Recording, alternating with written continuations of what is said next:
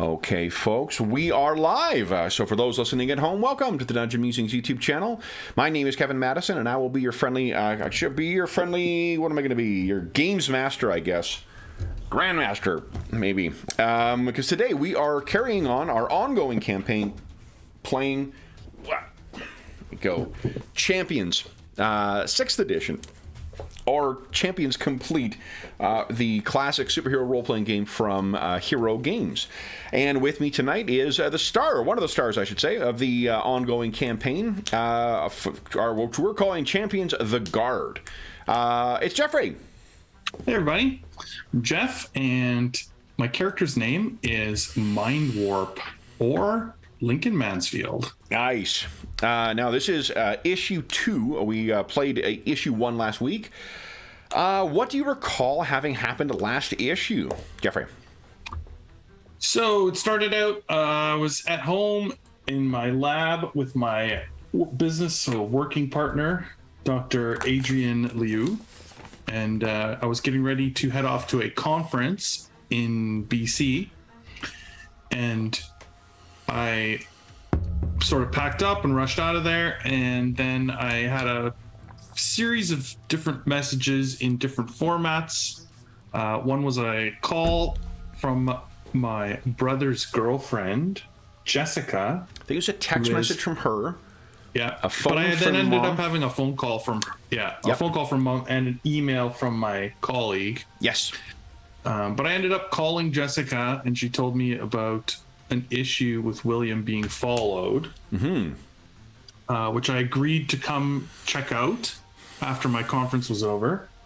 Then I spoke with my mom, Gail, and she told me about my brother Eric being recruited by something called the Echelon Society. Which I think it was the Echelon Academy. Oh, the Academy. Yeah. I don't know why I wrote down Society. And she asked me to look into it if possible. And then last I checked my email, and the other scientist that I was meeting there, Dr. Julius Posner, could not show because his lab had burned down. Yeah. And so I called Dr. Liu and told her to be cautious, that if he was targeted, we may be targeted. Yeah, and I get you had good reason for that as well, because it wasn't Dr. Posner's lab was the 4th in as many months in Canada to have burned down, right? Yeah. And so that happened. Then in the email, or I continued on to the conference, went to the pre-conference party and met a Dr. Sebastio. Sebastio was his first name, actually. Dr. Sebastio Espinoza. Oh, Espinoza. And there is what Dr. Espinoza, I forgot to load the thing, but there's what Dr. Espinoza looks like.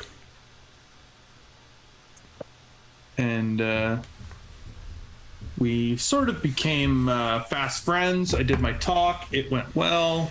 And then I headed off to the after party, where again I was having more conversations with Sebastio. I told Dr. Liu that I had met him, and she was excited to meet him as well. And so I invited him to our lab before he leaves Canada to stop by in about a week's time.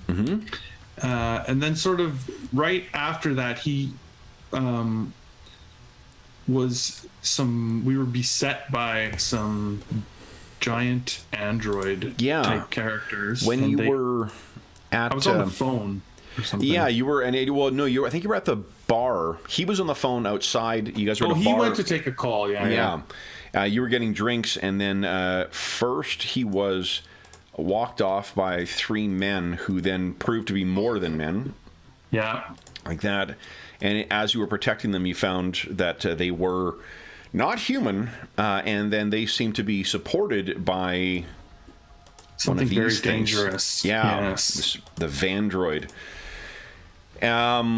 However, there was some, what do you call it? And you also got a text from Jessica. This was one of the men who was following.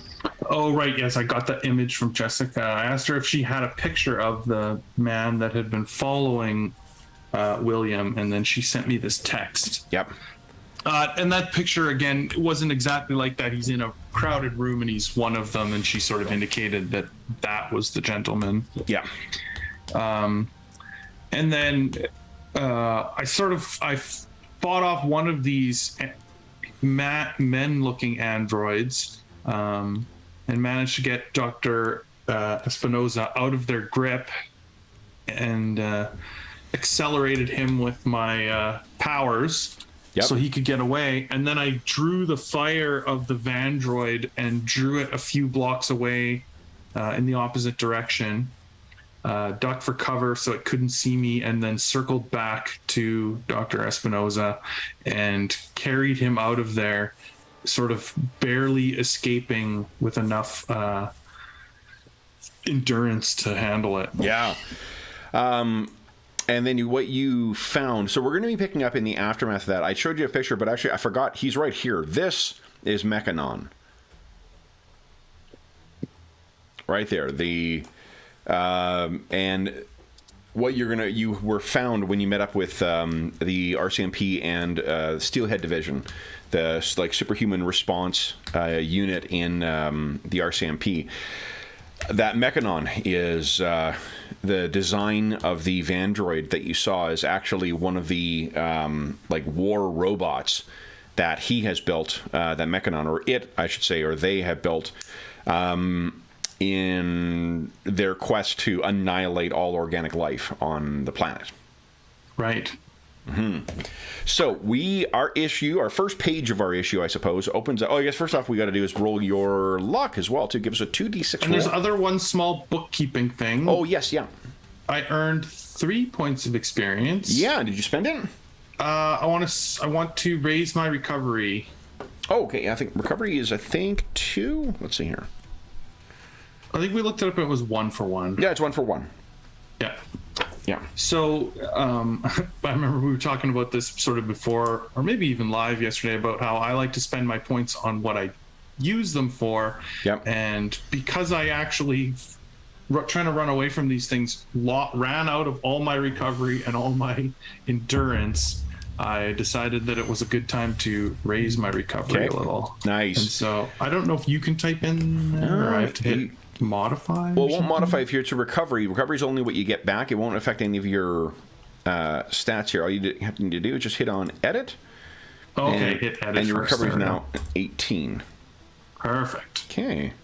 What a beautiful effects. Now my luck is 1d6 plus something. Where is this here? Does it say on the sheet somewhere? No, it's a 2d6. For this one, it's always 2d6. Oh, it's just always 2d6. Yeah, 2d6, okay. And then you can spend a 1-for-1 basis. Castle and Crusades, it differs based on your stats. Oh, okay. 9 points, pretty good. Nice. Yeah. All right. So, when we open our first page up here, and do I have a second? Let me see here. Yeah, that was our fighty fight stuff. Let's see here. There's something that's a little more. Yeah, we'll use this. I like this one. Okay. So you can picture this is at one of the busier intersections in Vancouver, not downtown, not on like the busier parts of Granville, but not in Kitsilano either. Closer to where you evacuated Dr. Espinoza to. And he's sitting with like a fireman's blanket on. You are sitting with him, and he's being interviewed for the whatever, like 11th time or something by the RCMP. He has been told that he cannot leave, and you guys have been here for about let's say it's probably about 2 hours from the time when the first got here. In those 2 hours, what you found, within the first like 20 minutes of you guys arriving, you've seen there are two fairly like bulky, like not streamlined like Iron Man or I'm trying to think of another what do you call it, battlesuit superhero from film or something like that. But it's a fairly bulky, like almost slate gray. I'm trying to tell him. Armor. These are the, and they have the marking of, there's the Canadian flag on one lapel, and there are markings of the RCMP on them as well. These are two of the superpowered units from the Steelhead division of the RCMP. They call them, I think they're the Steelmen. Oh. I can tell you who they're called. I think they're called Steelman. But in any event, two of these things showed up just to keep watch on things. And it's not until a little... no, Steelhead armor. Steelheads is what they call them. Okay. So what you see is they're keeping watch, for... In the event that any of Mechanon's things come back. No other superheroes show up, but after about the 2-hour mark, you're beginning to you maybe sober up faster than what... actually, you don't have any kind of biological things that speed up, so... No. You may still be a little... I'm just getting really tired. Yeah. And what you can see is there is a very kind of Quinjet-looking hover vehicle that seems to be coming from the direction of the southwest, so probably in the direction of the airport. This thing sort of swoops over the scene, turns, and lands down. And, walking out as the ramp is coming down, urgency, is a man dressed fairly casually, but walks with a pretty... self-assured and in command kind of manner, and he heads directly towards you can see he walks out, looks around as he's entering or approaching the scene. When he spots you and Dr. Espinosa, he veers off and heads off in the one direction. Now let's get you some dice rolling here. Why don't you give us a 3d6 roll, and you're going to want to roll 6 or less. I mean, you still don't have training in the superhuman world, so you may not know who this fellow is. No. Okay. So this guy looks like this. In the film version of our campaign, he's played by Michael Wincott, who I didn't know was Canadian. I just really I wanted to use him for it, but he's Canadian as well, apparently. So this man walks over, and you can see that there are several of the other uniformed officers and the ones who have introduced themselves as higher, not enlisted, but higher members of the regular RCMP.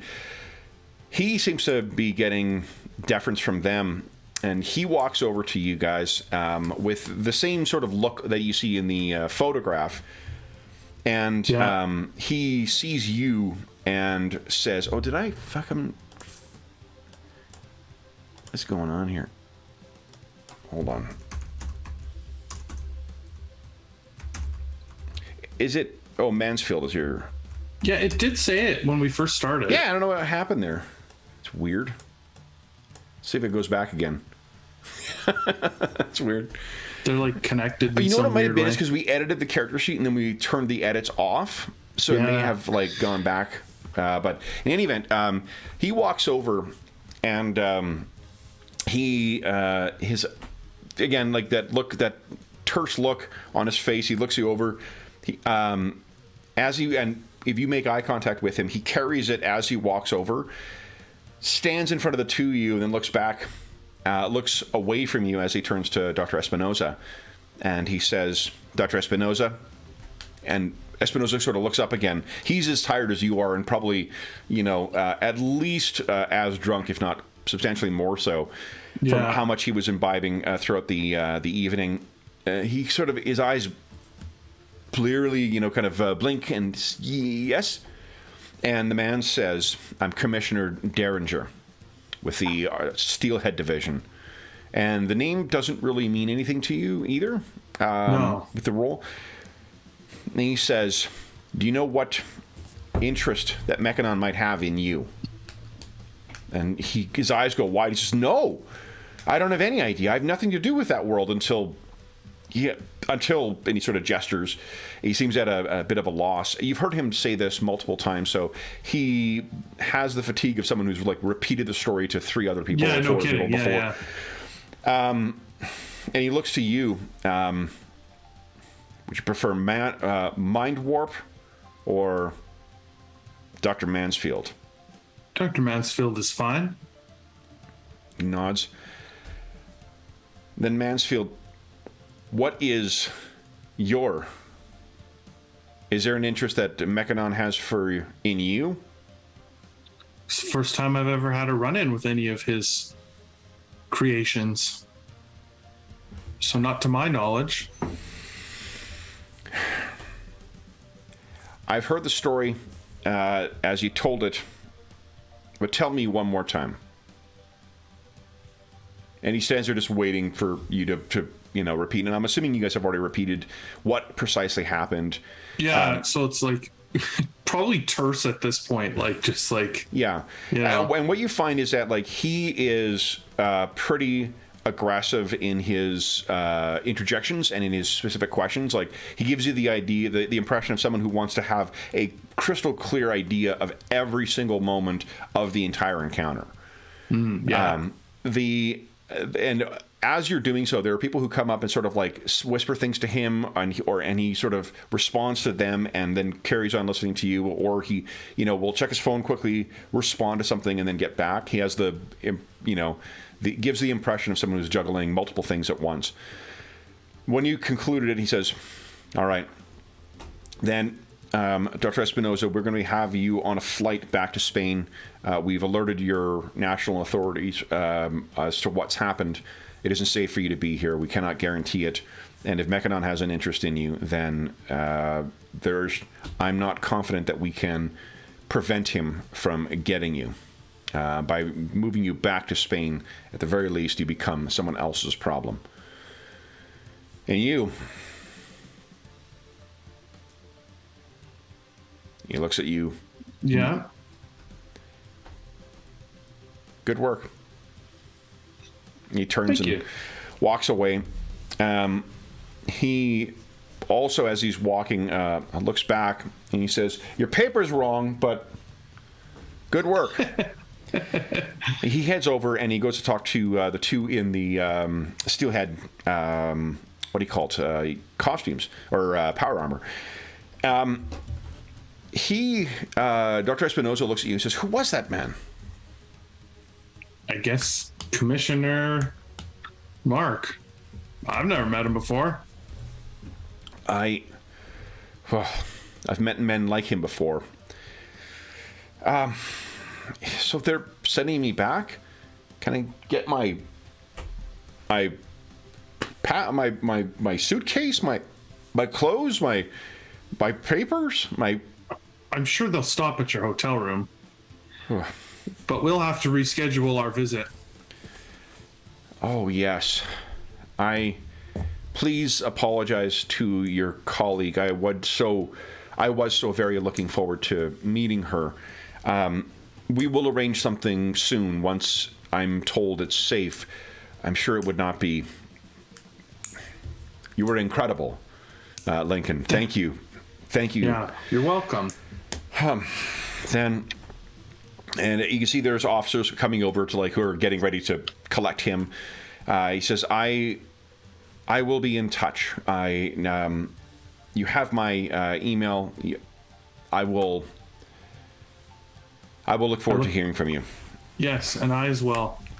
And to enjoying some of the hospitality that I hear that Montreal is famous for. Yes, we shall. Be safe, my friend. Good. And you, my friend.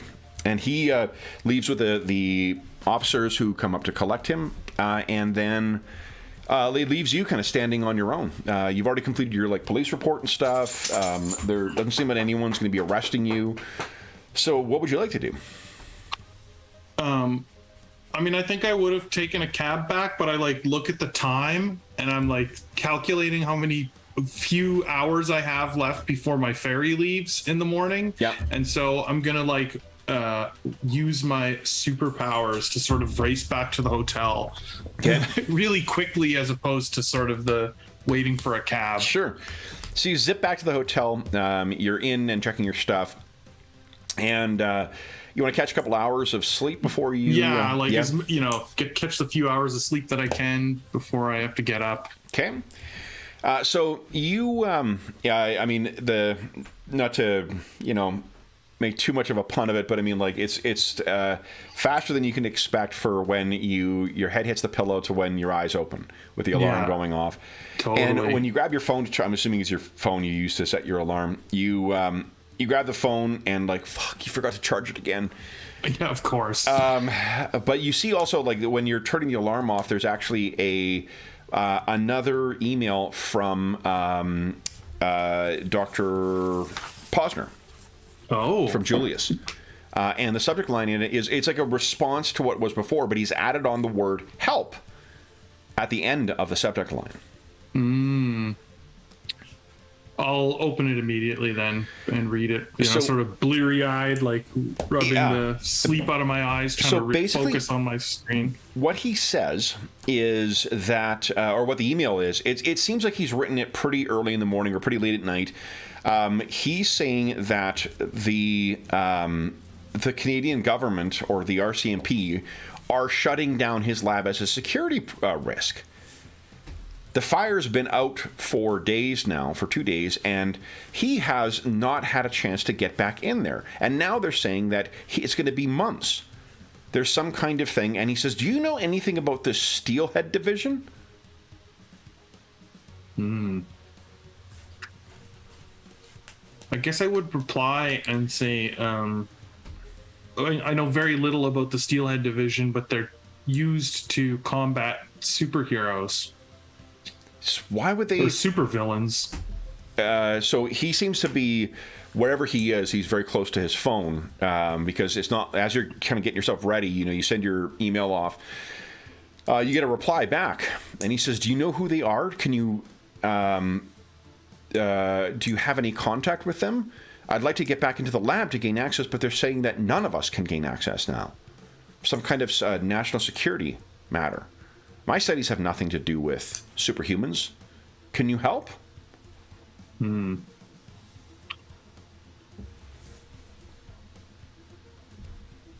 don't know that I have any contacts that would necessarily help him. So I probably would just respond with, I don't have any personal contacts, but I'll speak with the other members of the Guard when I get a chance and see if we can... Well, the guy you met last night would have been... But he didn't necessarily give me contact information, did he? Or did he? Nope. Yeah, so I mean... And he also, I don't know how helpful he is, but I mean, I guess I kind of know someone, but I'll do what I can, is what I would finally respond with. Okay.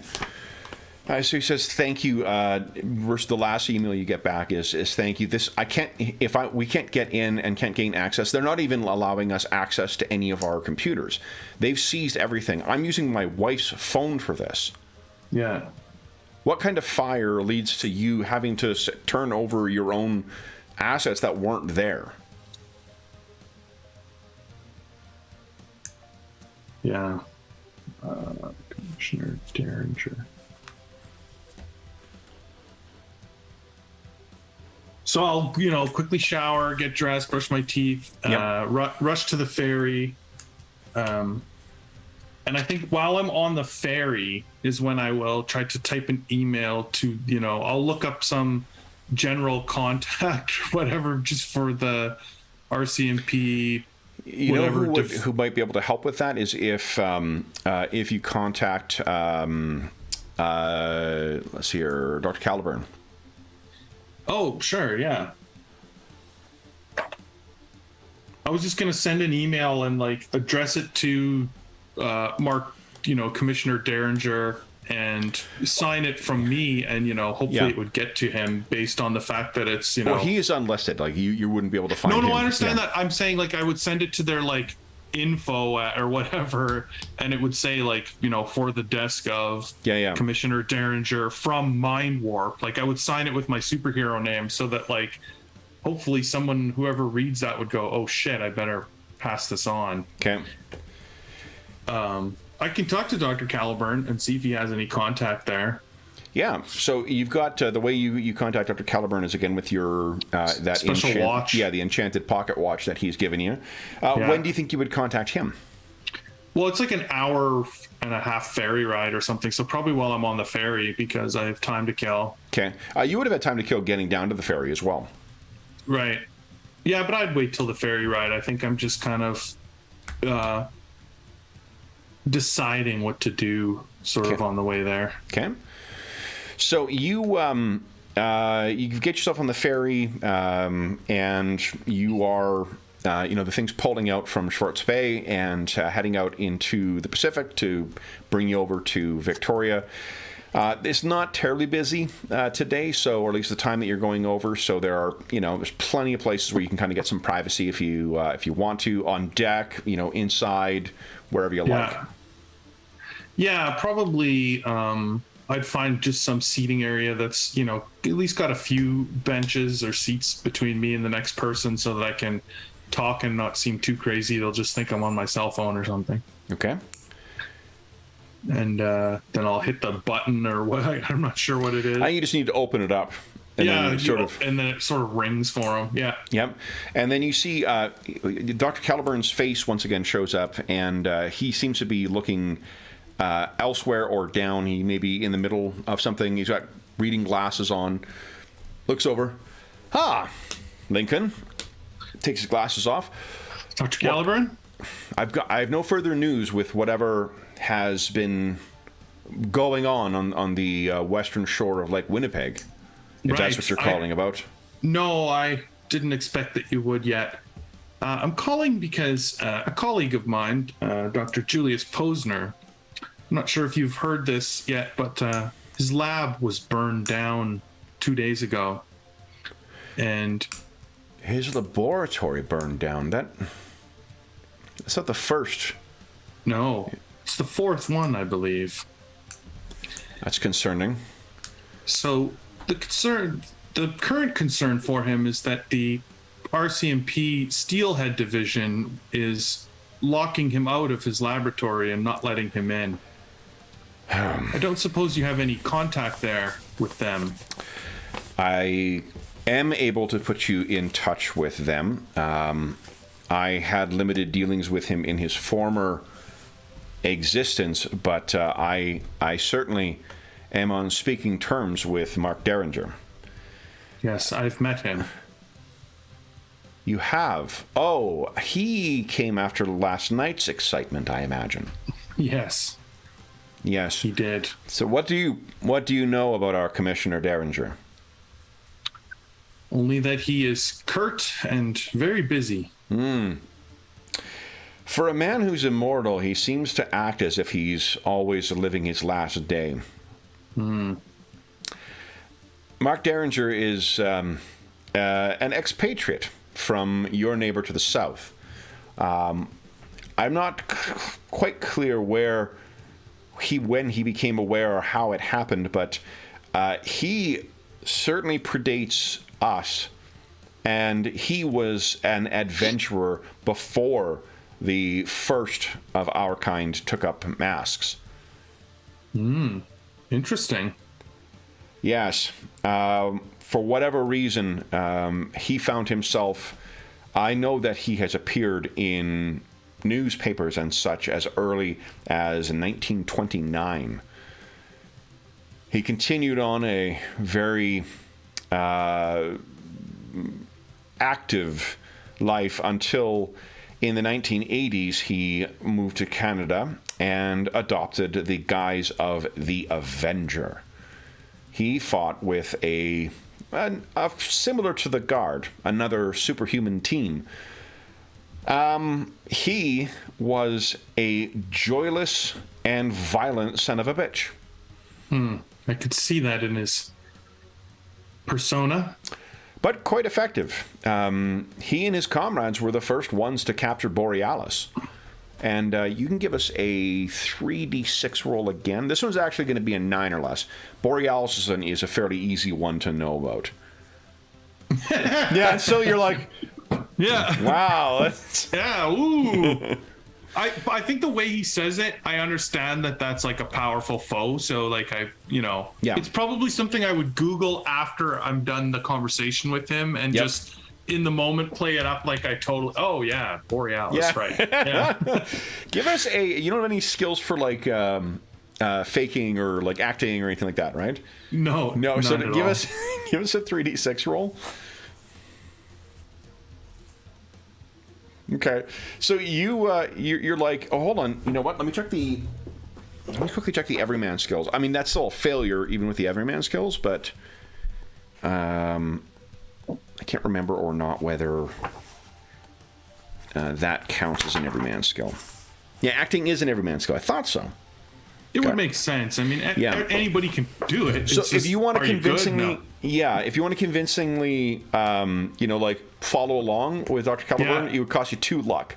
If you don't care, let's do that. Let's do that? Let's do that. Okay, Yeah. nice. Okay, so he says, well, the shortly after that, I understand he became involved with the formation of the Steelhead Division, and he has been running them ever since.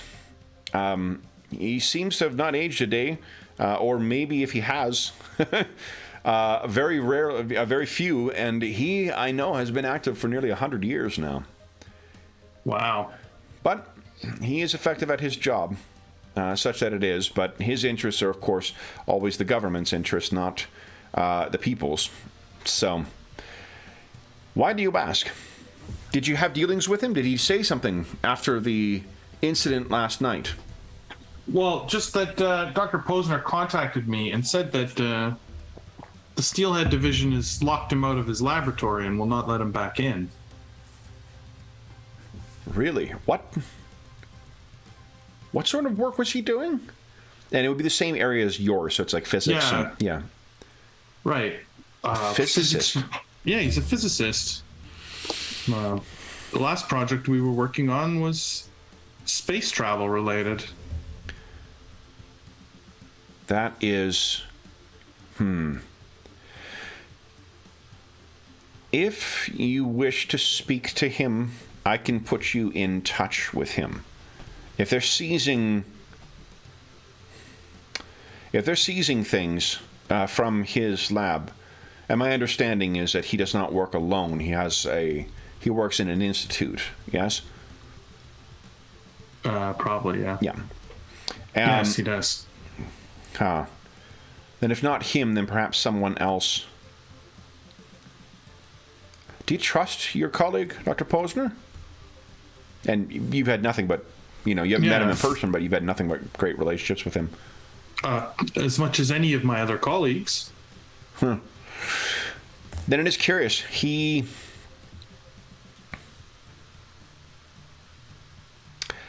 If he is interested in what is going on in that lab, then there may be something more to it. And if there's something more to that, there may be more to all of the fires that have occurred. I have not detected anything supernatural, but as you know, my purview is the mystic, not the material or scientific. It may be worth following up, and it may be worth questioning what you shared with your colleague. I don't doubt your judgment, Lincoln, but what's the saying? Where there's smoke? Yeah. Yes, very clever. Well, and he puts his glasses back on. Clever is all I have going now, so... was that all, Lincoln? Would you like me to put him in touch with you? Yes, please. Thank you. I will do so. At least I could gain possibly some insight into why he is holding the slab. Lincoln, forgive me, but is there a seagull on your plane? I'm on the ferry, not a plane. You know that Montreal is landlocked. Yes, I do. I'm just heading to the island for a day. See my brother. Ah. All right. Well, enjoy your time with family. I will let you know once if anything comes from this development in Lake Winnipeg, and I will have Derringer follow up with you. Excellent. All right. Stay safe. Goodbye. Goodbye. The thing kind of slaps on its own. Yeah. Yeah. So you can see, you close that off, and what did you want to do next? I'm gonna go to the gift shop and buy some really cheesy Vancouver keepsake. You thing. would have done that. No, I don't remember. They have them on the ferries. I don't remember them being there last time I was on one. There was last time I was on one. Yeah, I was on in 2004-ish. Oh yeah, this was like only. It could like probably that I didn't. I was a broke 2 years grad ago that student. I was on the ferry. Yeah, so they have like a I don't know, a typical, like you would imagine, like an airport gift shop type thing with like t-shirts, and I would just get something for Dr. Liu, just something that I think is funny, like either a t-shirt I know she won't wear or another mug, or like maybe we have some little thing, you know, like so a fridge magnet, something funny. Yeah, you're maybe like ringing things up when you can feel your phone ringing. Grab it out. Excuse me for a second. Okay. Mr. Mansfield, seems that we have 2 days in a row, not even 24 hours, and I'm talking to you again. Yes. It's Commissioner Derringer.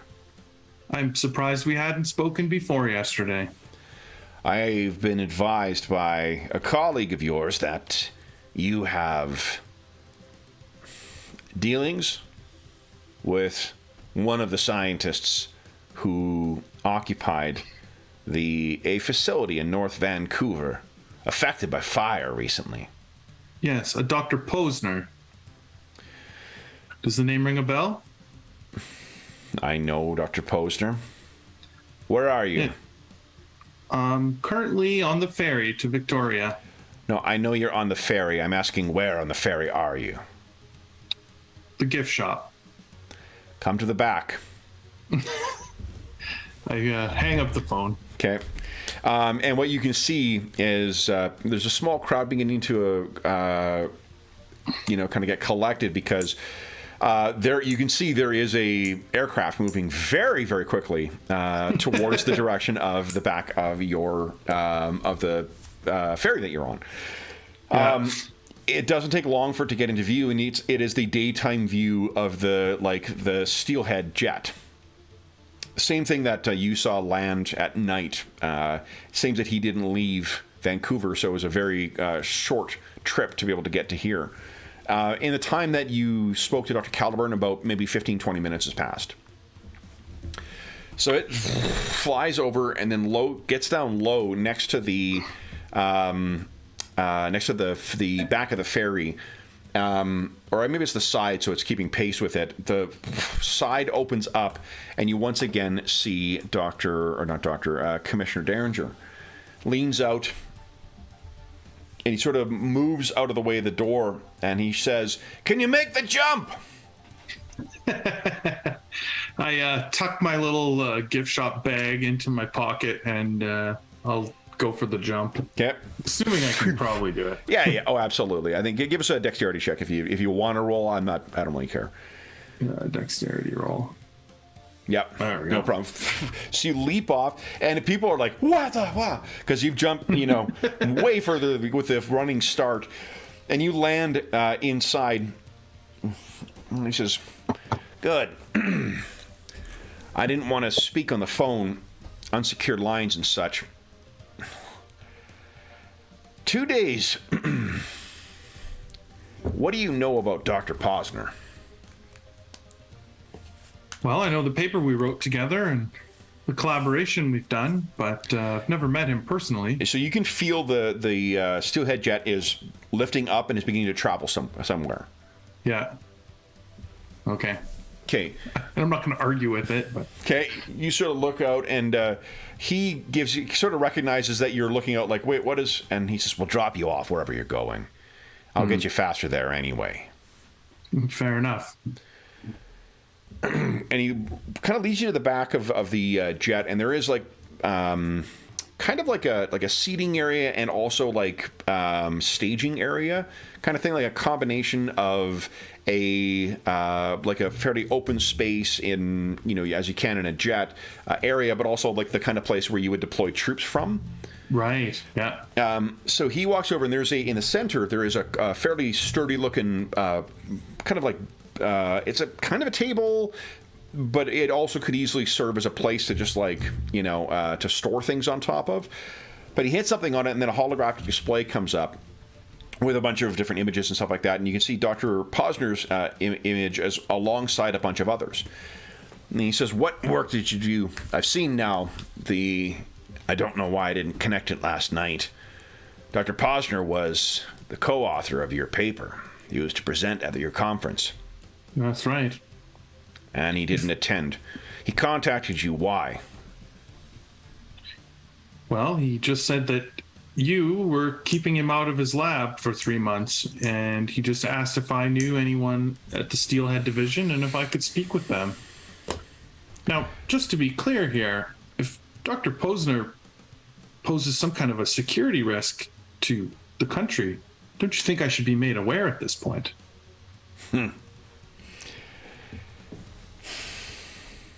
It's a fair request. I have no concerns about Dr. Posner. Dr. Posner's colleagues, I take it you're aware, and he hits a button, and there's 4 different images that come up. One of Dr. Posner's lab, which is burned down, and then there are 3 other different structures, like, you know, one place that it looks like it was freestanding somewhere in a, maybe like it's a agricultural research place because there's big fields around it, burned to the ground. There's another one that looks like a bomb that went off in a fairly large, maybe like 5-story building, not far off from what your laboratory looks like in Montreal. And then a third one has gone off as well too. It looks like it's one place with in a fairly large parking spot. It's about 5 stories tall, likewise burned to the ground. It says there's been 4 fires now in total, all of which have targeted specific research facilities. And each of them appears quite clumsily to be arson. I can show you. How well versed are you in your supervillains? I probably do laugh like that and just say, yeah. Tell me. Reluctantly aware of some. Okay. He hits a button, and he shows... Actually, let me get this thing set up here. What he says is that for each of these facilities that have been targeted, thus far, we've found that in addition to the arson, despite the precautions for surveillance and for security, every one of these has been had their security completely erased, whether it was stored on premises, off premises, whether it was cloud storage, whether it was hard drives, videotapes, all of them destroyed. No evidence of what happened with it. There has also been nothing, as far as we can tell, stolen. Nothing taken. Well, it can't be pure vandalism, as the targets are clearly selected.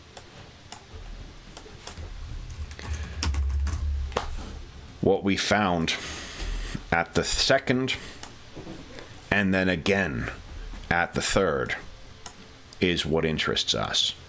But first, do you recognize any of these? And he hits a button, and you can see what looks like. It looks like it is probably a still from. It's very grainy. It's probably like a surveillance camera from across the street of something. And it's looking in a building, and you can see there are 3 superhumans that are in there. And let me show you what the 3 look like. This is the first.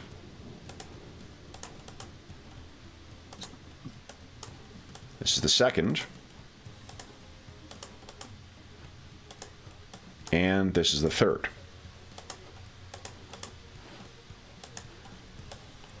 Now, why don't you give us 3d6 rolls, and let's see if you recognize anybody. Whoa. What's going on? 1 second. Was that the key held down inside my... There we go. Okay. So 1... Nice! 2, 3. Okay, so the first and the third you actually recognize. So the first one you recognize as a superhuman or a supervillain named Blowtorch, who calls himself Blowtorch at least. Yeah. Well, you know, Blowtorch is a supervillain who uses a high-tech flamethrower. He's a highly dangerous pyromaniac responsible for dozens of deaths and billions of dollars worth of property damage. The middle guy you don't recognize. The last is a guy named Tachyon. Tachyon is a super strong villain who also has teleportation powers. He's said to lift about 25 tons, so he's super strong. One of Tachyon's most dangerous powers is the ability to teleport small objects directly into a target's body, causing hideous internal damages, or internal injuries. The middle guy, you don't recognize him right now. Yeah. So he's asking you, do you recognize any of them? Yep, I do. Real assholes. That is saying it. And which do you know? What did you say? Which ones you know? Which ones you don't? I would actually just point to the one I don't know and just say, I've never seen Spaceman here before. Spaceman. It's actually a better name than the one he chose. He calls himself Brainchild. He's a supervillain with minor psionic powers. He also builds and uses gadgets, including a molecular destabilization pistol, a force field belt, and a jetpack. He actually makes a lot of his money as an underworld armorer, supplying weapons and gadgets to other villains. Him we know. His name is Harold Jenkins. He's also, to see him operating on the West Coast is curious. He stole some valuable data from Viper years ago. Viper is sort of like the Champions equivalent of Hydra. Yeah. And the snakes want their revenge on him.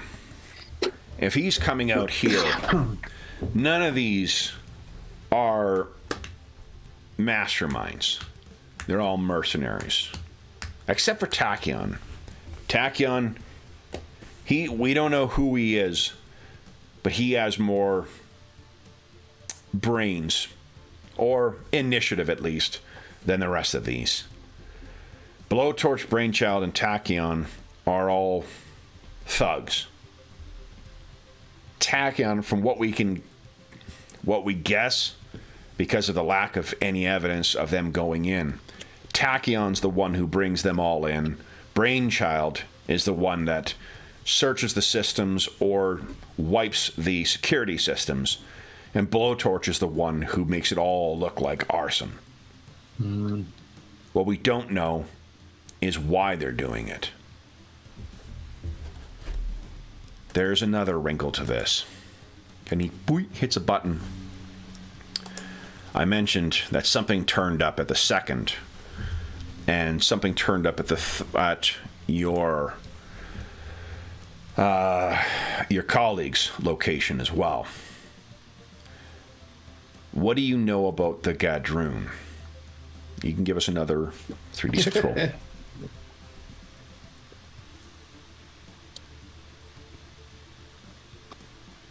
Oh, man. Oh, wow. Let me grab the book I need for this thing, because I want to make sure you get all the information, because you roll really, really well. Is it with me? Yeah, hold on. Let me grab it. Where is it? Where is it? Where are you hiding? Yes, here it is. Here it is. So, the Gadroon, you know a shit ton about. Tell me, or tell all of us, I should say, how much of a sci-fi fan is Lincoln? Yeah, like a huge sci-fi fan. So I had my suspicions. yeah. So this is probably why he's done research about this. Super villain. So the Gadroon are, let's see here. Yeah. So the Gadroon are one of the known alien races that have made several attempts at conquering the planet. Oh, yeah. I would have read everything I could about them, I'm sure. This is sort of an idea. Remember I said I was lost on something that I was just getting too distracted by? It was fucking around with this image from earlier. That is a rough idea of what a Gadroon looks like. Oh, like a... Yeah. Yeah, they're like a muscular goblin kind of looking thing. Well, and they wear domed helmets. Like, they are super 50s sci-fi in their tech. Yeah. Okay. Humanity, and what I can tell you, this is just for your background. You can incorporate this into your role-playing. Humanity's learned a lot about certain aspects of the Gadroon thanks to 3 failed invasion attempts by the green-skinned aliens. The United States, the United Nations, and a few other nations all possess samples of Gadroon bodies and technology. The U.S. has the most extensive collection, but the Canadians actually have the most experience with an invasion, and I'll tell you why. Humans have been able to dissect numerous Gadroon corpses and have developed a thorough knowledge of Gadroon anatomy and biology, or at least as much as they can without observing living Gadroon in their native environment. Their knowledge is sufficient to develop chemical or biological weapons specifically tailored to affect only the Gadroon if necessary.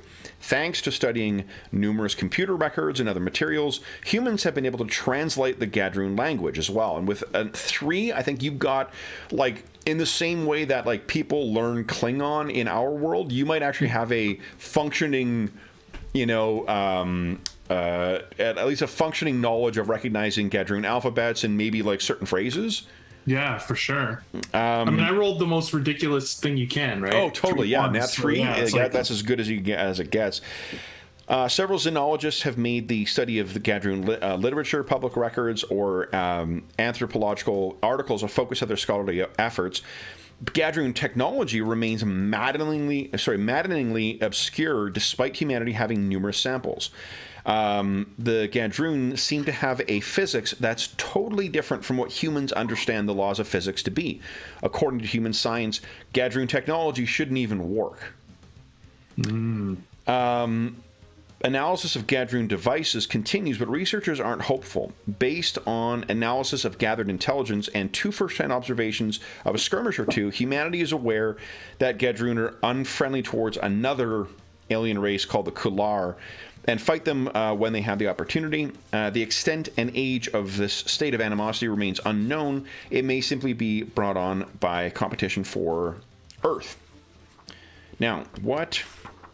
I'm going to go so far as to say that, like, that last bit about one of the parts there about the physics, their physics not even aligning with ours and allowing their technology to do things that maybe that's like my whole influence for trying to incorporate sort of psychic superpowers into this rocket engines, like into the space travel is my idea is sort of break the laws of physics, and it's sort of the inspiration of, like, we don't know everything. Clearly there are rules out there that we can surpass, and that's sort of like maybe even a motivation of his. What your character, with a role that good and with your background, I think you understand that, like, the way that their their science is advanced, in particular, is in the areas of, like, gravitics and magnetics. Like, gravitic fields are the things that their technology is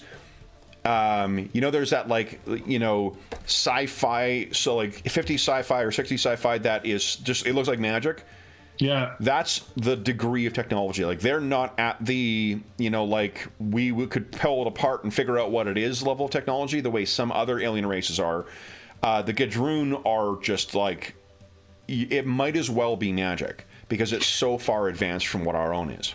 Right. And that's what I mean. Like, it's not that I'm following that same line of physics, but just that those lines can be crossed is sort of like, if we succeed in our psychic drive, like, it's going to look the same way. Like, you're going to be like, that's nothing. How can that even propel a ship across the cosmos? And it's like, well, so here is the thing that the other thing you would know because of your amazing role. This is not necessarily public knowledge because obviously there's good reasons for this, but what the rumor is that the Gadroon also have some kind of incredibly advanced holographic technology, and that their last effort to try and invade involved using technology to duplicate people and replace them. So they can, in spite of their vastly different physiology, their technology is advanced enough that they can disguise this toad-like, appearance and look, sound, feel like any other person. Cool. There's not common knowledge of that, and there's no proof yet, but that seems to be what people are saying. The other thing is that the most recent invasion, I mentioned that Canada has the most success, the most direct experience at least, is because very far to the north in the Northwest Territories, the Gadroon have had a successful base there since about 2009. And because their technology is so advanced, and because it's so out of the way, and because they don't seem to be doing anything else, it's just been decided that it's just more trouble than it's worth to try and dislodge them any more than the efforts have been made so far. So that's what is that there is a Gadroon base far to the north of Canada, and you know all those other things about it. So how much of that do you sort of share with Commissioner Derringer? Just sort of the part, I would let on that I know a lot about them and say, I would share, they're the inspiration for my work. Kind of thing. That doesn't seem to be comforting him at all. Yeah. No, of course not. But I don't care. He leans in and says, "Have you had contact with any Gadroon?" Not to my knowledge. So you've heard the rumors then? The Gadroon can replace? Yes, I have heard.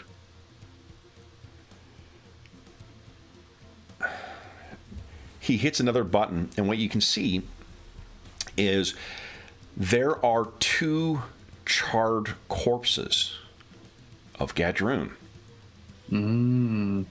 that he sees. They look like they're laying out on a morgue slab somewhere.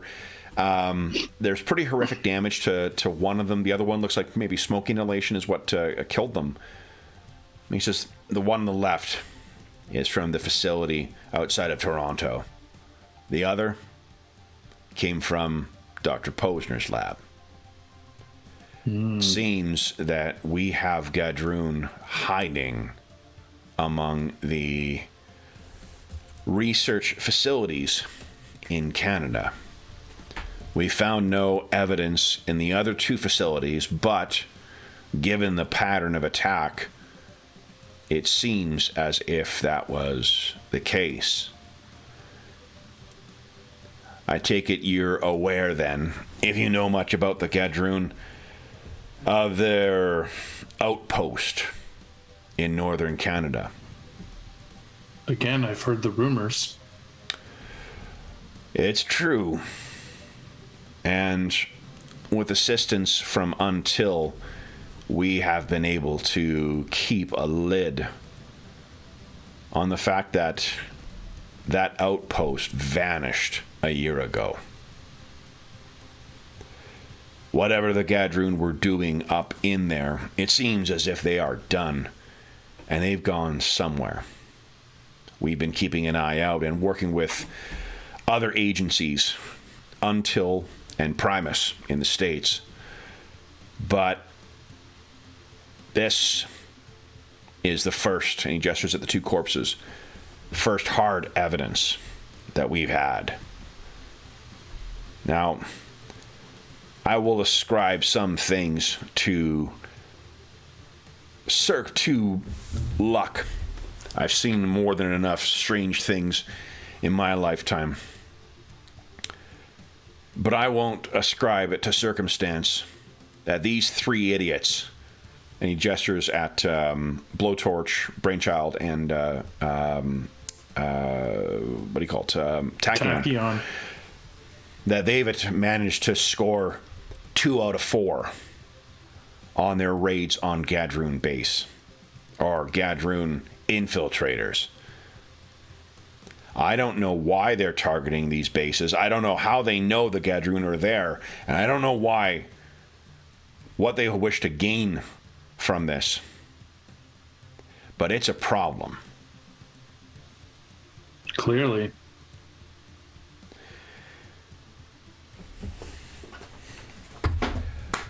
It seems as if we've got a problem with disappearing cities. What do you know about... Hold on, I had to get the name here.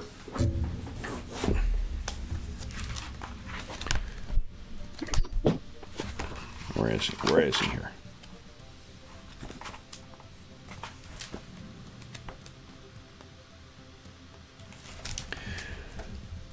What do you know about Roger Warwell? Oh, forgive me. It's a secret identity. Oh. What do you know about the supervillain that they call the Warlord?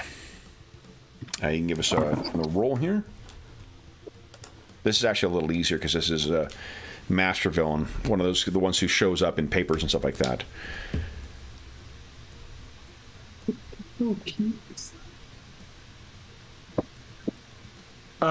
Sorry, roll again? Yes, please. Yeah. The keyboard. No. What is going on? One of my keys is my semicolon key. It's like constantly. What is that? Stop. I can't stop it. No. No, that doesn't help. I was wondering. I kept saying your thing was saying it, but you were typing. It's because if my cursor, stop it. I can't tell what key that is. Hold on, let me open Notepad and see if it types in there. Oh, I can't open Notepad because if I open a thing, it's... What the heck is that? It's almost like a comma. Sorry, everybody, my keyboard is screwed up. Is it a key that's stuck, or is it that... I don't know. That's what I'm trying to see here. I'm going to turn it off and like press all the keys down and see. Yeah, you stop typing. Well, I turned my keyboard off. It's Yeah. not a power switch. So. Turn it off. Turn it on. Now, did you still typing in there? No. Slash roll 3d6. Okay. Well, no, I don't know. You don't know anything about. So what he says. There's no reason why. Our records suggest you haven't encountered him. He's a mercenary, but it's said he uses as his base a recovered alien spaceship, for lack of a better term. His power armor that he uses and he supplies to his allies, likewise, is taken from this technology. He has a keen interest in other alien technologies. At what we heard from our allies at Until is that he is taking an interest in our fine land. We haven't seen any sign of him, but if he wishes to keep his cards close to his chest, he's precisely the type of person who would bankroll others to look into this. But how he would know about the Gadroon and how he would track the Gadroon, if he's behind it, I don't know. So what we have is an alien species that has gone missing from its outpost a year ago, who seem to have the ability to flawlessly camouflage themselves as humans and replace them. We have at least 2 facilities that have been infiltrated by the Gadroon, and it seems we've got a supervillain on the hunt for them.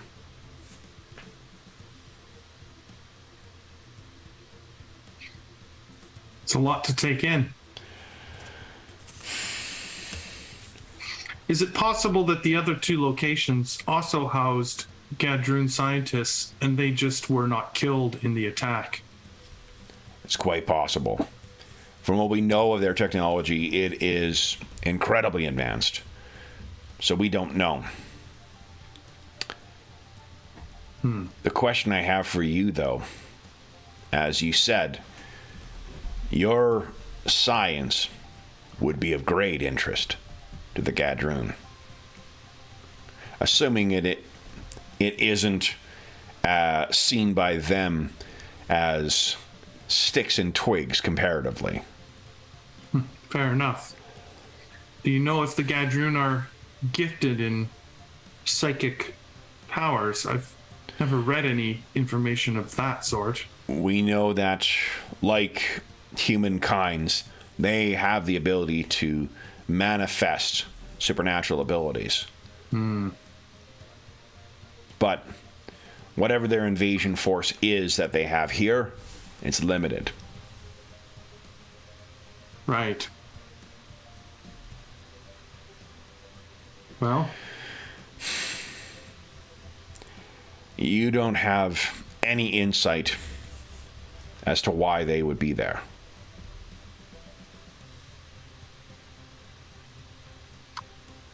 no, I don't. Sorry. You got no sense of any of the people you met with over the course of your conference were of interest. We,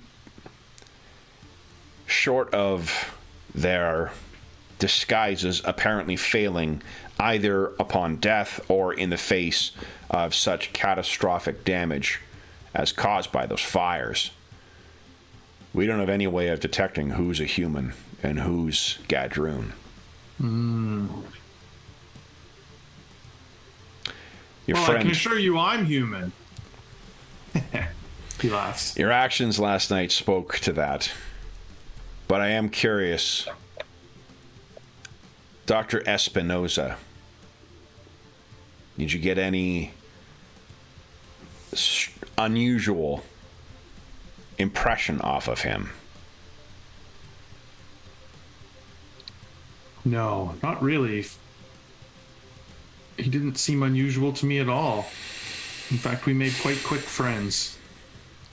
We were trying to... His field of study is cybernetics, and remote teleoperation. I can see why that field would be of interest to Mechanon. But I thought that we might have 2 master villains searching for the Gadroon in Canada, and that could only end poorly for everyone in between. Agreed.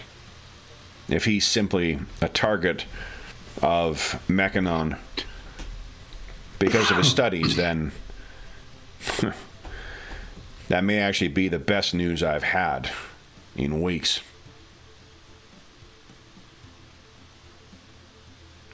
Yes, not good for Dr. Espinoza, but good for your job, I'm sure. And good for Canada. One supervillain burning down labs in search of an alien infiltrator is certainly more than enough. Then, this is a way of contacting me, and he hands you a card, like a kind of like a black card, a credit card size thing. Hold this to the back of your phone. It will allow for a secure connection, and we can speak. Perfect. I shall keep it close by. And keep your eyes open. If scientific institutions are being infiltrated by this alien species, we need to be on watch. The Gadroon are conquerors. They're not explorers. If they are doing this, they're doing it for a reason. I just don't know what it is yet. We have the advantage of knowing that they are there. We just don't know why.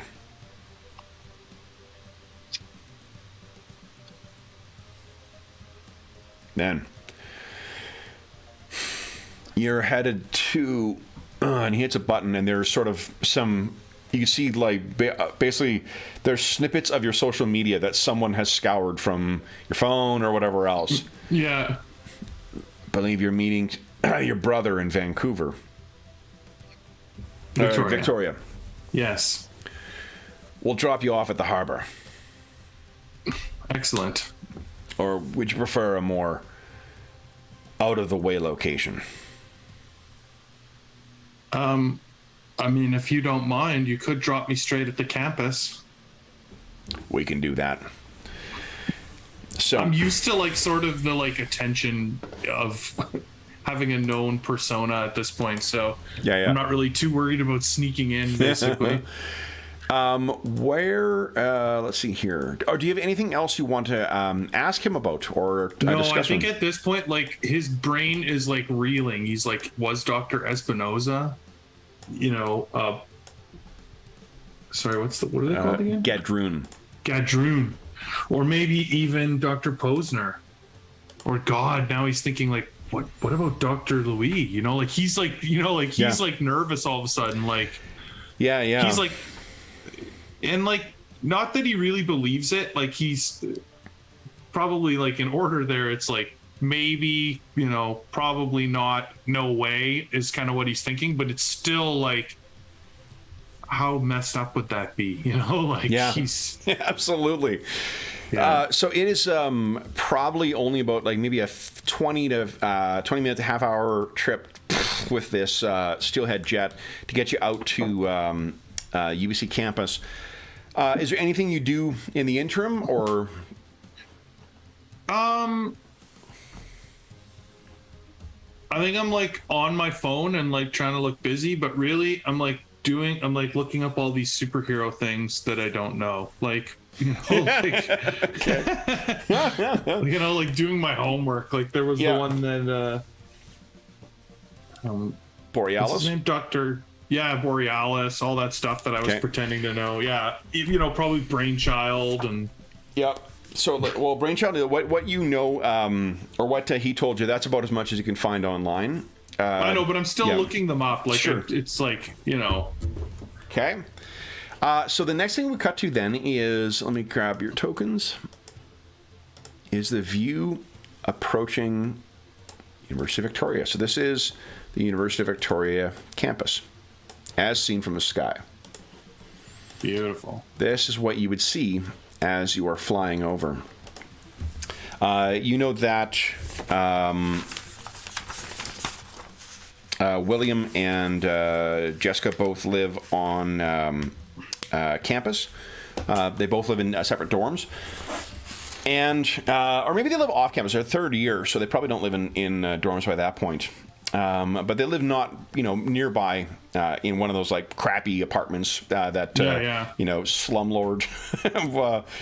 landlords operate near the university campuses. Yeah. You fly over.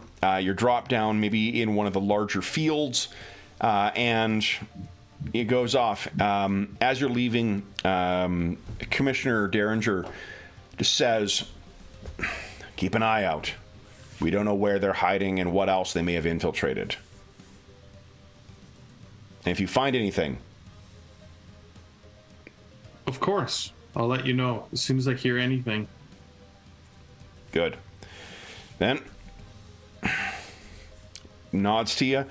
The thing closes up and the ship goes off. You got quite a few students who are rubbernecking and watching. Totally. Yeah. As you step off. And you got your luggage with you as well that you brought for the conference, and probably like a laptop bag or something like that. Yeah, it's like a laptop bag and a small carry-on.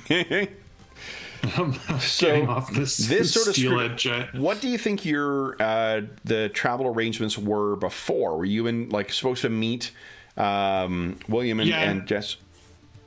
I was thinking I would meet them somewhere on campus, so now I'm probably texting them whatever it is, the pub or a restaurant or something on campus here. Yep. Okay. Meet you there in 20 minutes or something. I would send a message. Sure.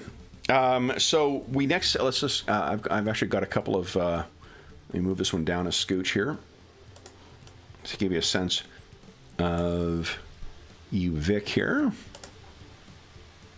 I really should have done this with the University of British Columbia too, but so here's what you're sort of passing as you're making your way to the what do you call it? To the student pub. It's probably early in the morning too, so you can get this would be like an early lunch you could grab. Yeah, it's like have lunch and then sure. So there's just a ton of students. It's like every university campus you've ever walked across, right? Like there's students who are going back and forth. You dragging a suitcase and whatnot doesn't really draw any attention. Everyone is sort of in their own thing, and if anything, you're quite young looking, so you may actually blend in fairly well with with the rest of the student body. Yeah, absolutely. And I mean, I'm. Even though I'm a minor celebrity, I'm like sort of very professory or like even student looking, I don't stand out like, Yep. Someone famous who draws attention. Nice. So you make your way to the, we'll say it's like in the student union, and it's on like I actually don't know what the student union UVic is like, so this is our film version of it. Yeah, we're just making it up. It's on the second floor. There's a 2-story pub that's in the student union there. Like pub on the main floor. Second floor is sort of like a dining area, and then also a little patio you can sit on. Do you think meeting you in the patio might be a good place because you got lots of room for your bag and whatever else too? I would probably sit outside. Okay.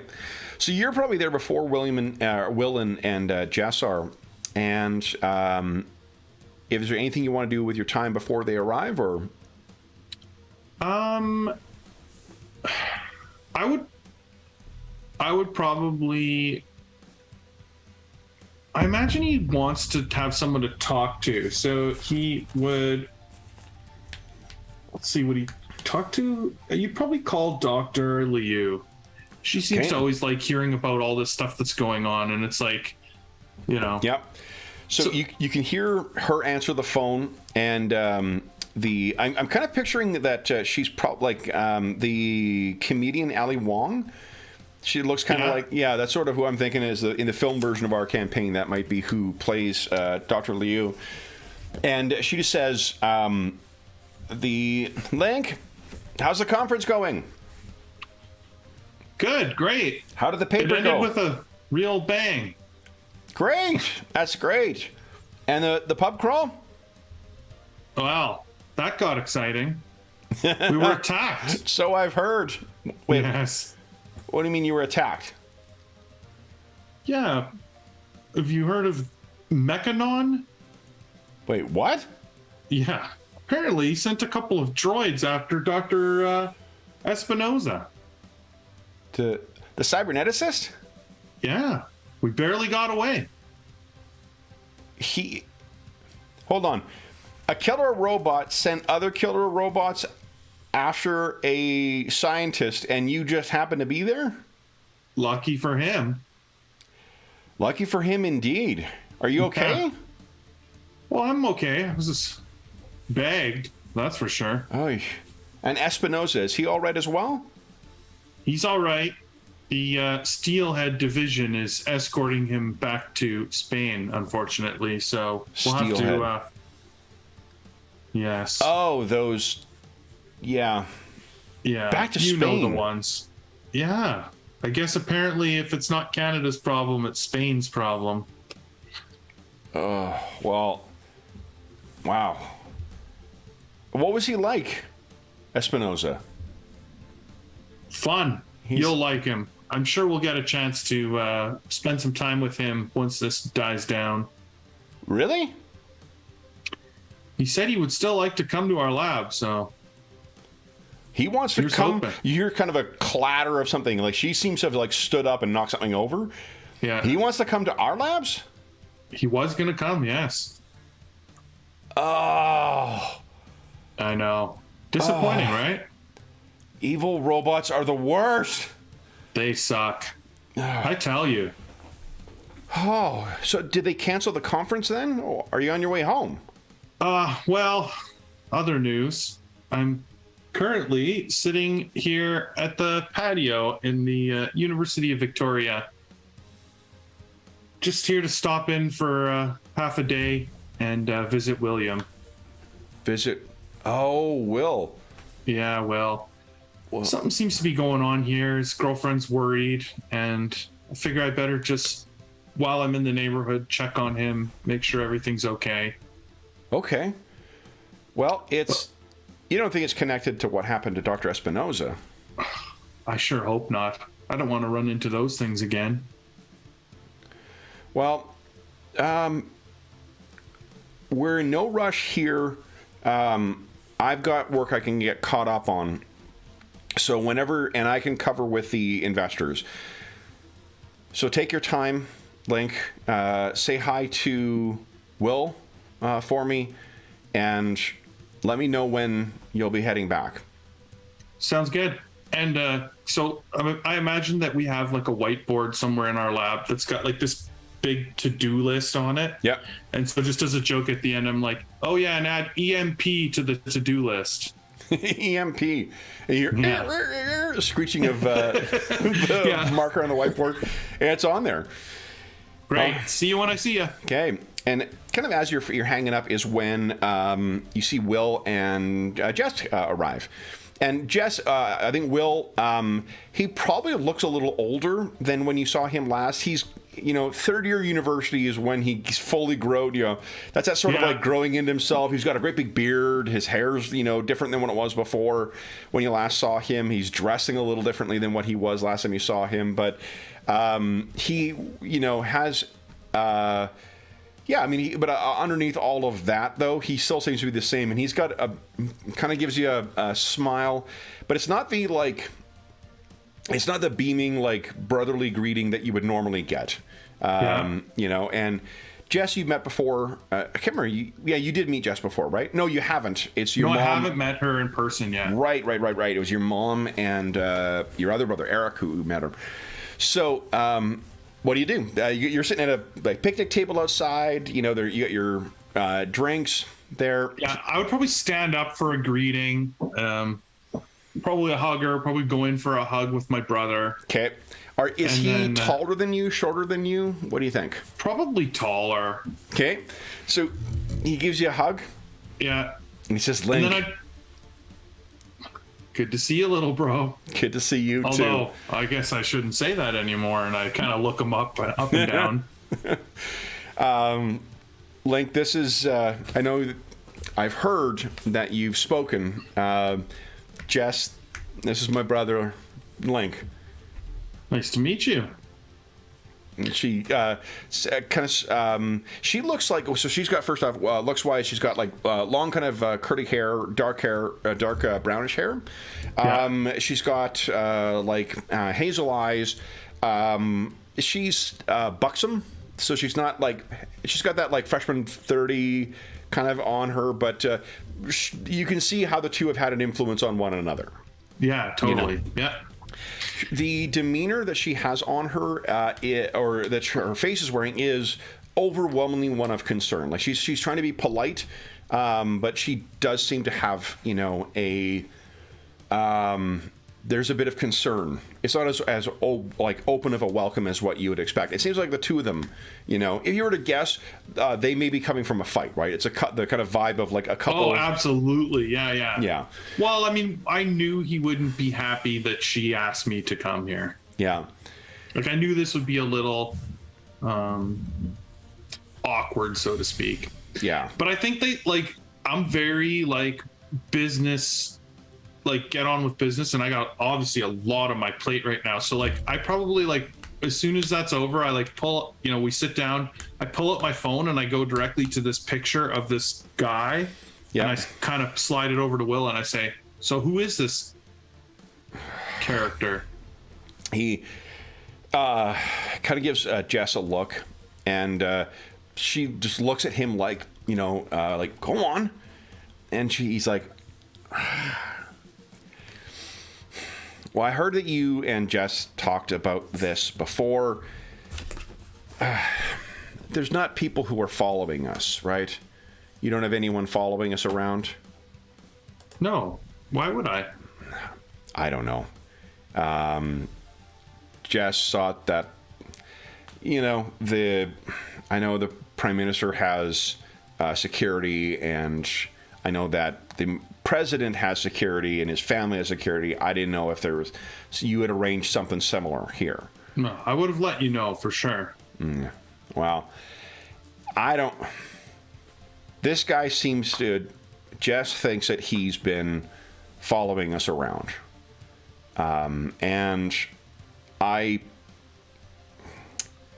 And she looks and says, just tell him. And he kind of,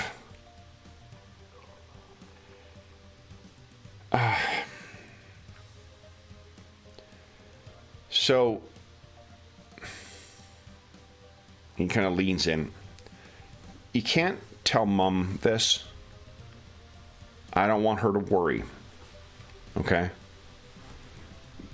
Agreed. There's a lot of things I don't tell Mom. Well, I'm not saying this to be cruel, Link, but Mom worries about you a lot more than what she lets on. Yeah, I know. What you're doing right now, it's great, you know, and like we're all behind it, but she worries a lot. And having one person to worry about like that in the family, I'm not going to give her another reason.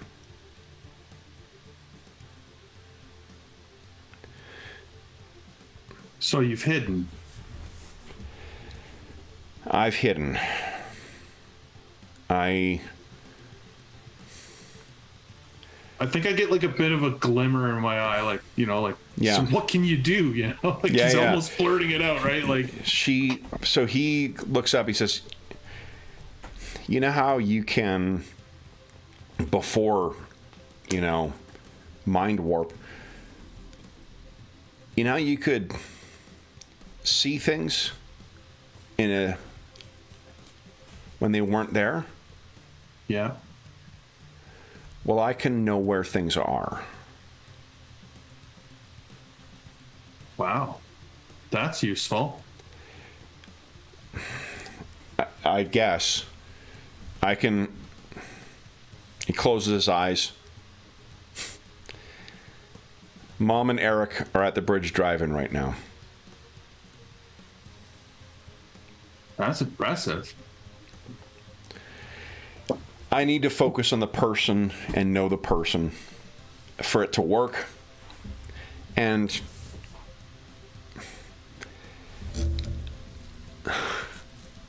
it's never something I'm going to use.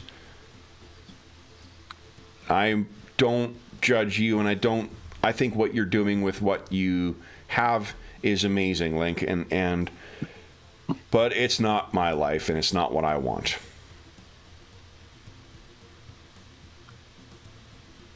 I respect that. So who is this? And he points at the picture again. I don't know who he is. I know that there's a building down on Harbor Street, not far from downtown. They've been staying there. I don't know why. They haven't done anything to me. I assumed that it was someone that you sent. I don't know why they're sneaking around, but... Yeah. You can't... You think he's here now? And I'll just sort of look around. He stops and focuses. Yeah. He's near us. About 300 feet. And he kind of gestures. You see where the library is there? Yeah. I'll kind of look over. Opposite from that. Don't look. I'm sure he's looking. Opposite from that is where he is. On a bench. I think maybe it's a time that I had a little conversation with this gentleman.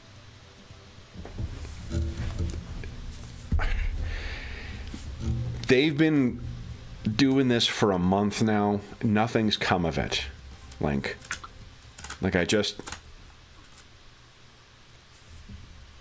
I don't know if this is an issue. I know where he is at any point. I can know precisely where he is. And I get that, but I'm not comfortable with someone stalking you. And Especially Jess is sort of like nodding her head in a great deal of agreement with you. Like, yeah, like she doesn't want to just leave this totally. I'm like, I'm here now. Let me talk to him. Actually, I got a better idea. Let's let Mind Warp talk to him. He looks like, what are you? No, what are you? And I think you move super speed, so you can feel free to. Yeah, like I think it's like he I don't know, probably races somewhere where he puts his costume on. Okay. So you zip, and he's like, no wait, and you're gone. Maybe like you go into the washroom inside. There's a rattling around for very briefly. Yeah. And then Mind Warp. What would you like to do? How would you like to approach this? You're in the second story right now. It's an open balcony, so you could easily kind of like try and climb down or whatnot, or you could make your way through the student union, try and sneak up on the guy. Yeah, like I think I would probably make my way down to where he is, like probably through the people, and then but at a speed where, like not full speed, like not a full blur, but like fast enough where people can't really interact with you, like you not giving people a chance to form a crowd to be like, oh, Mind Warp, you know what I mean? Yeah. So still moving at a super speed, but what's not your a dangerous speed. Non-combat speed again? Yeah, because my non-combat is 144 meters. Okay, so let's just quickly. I can't remember if we did this. Did we translate that into real-world speed? Yet I don't think we did with this guy. Like into like miles per hour. Yeah. I don't think. Well, that's per second. That is per 10 seconds. Oh, that's per 10 seconds. Yeah, hold on here, because there is an easy math for it. I just got to find it, and once we do it, we'll be able to keep it in mind. Let's see here. Characters in the real world, movement. Okay, where are you?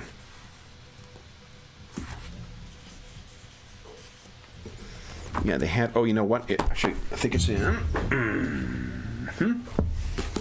The actual hero system book is where we found it last time.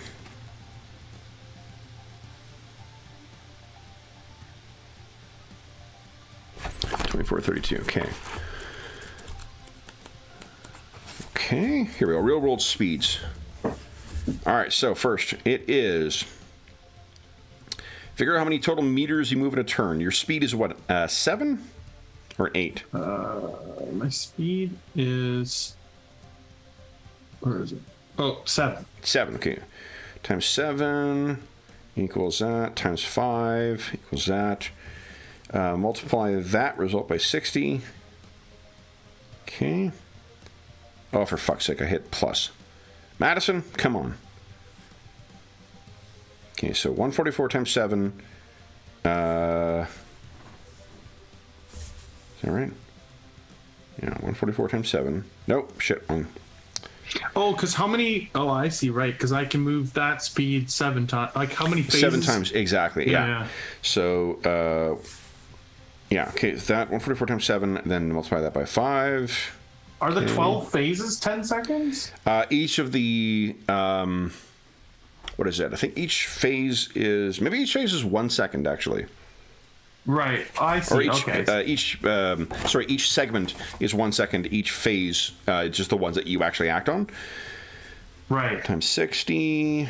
Okay, and divided by 1,000. 302 kilometers per hour. Or 6 for Yeah, hour. that's like a supercar. 187 miles an hour. Yeah, that's a very dangerous speed. It means that you're just going to easily zip through. Like it'll be because you have full maneuverability when you're doing that as well. Right.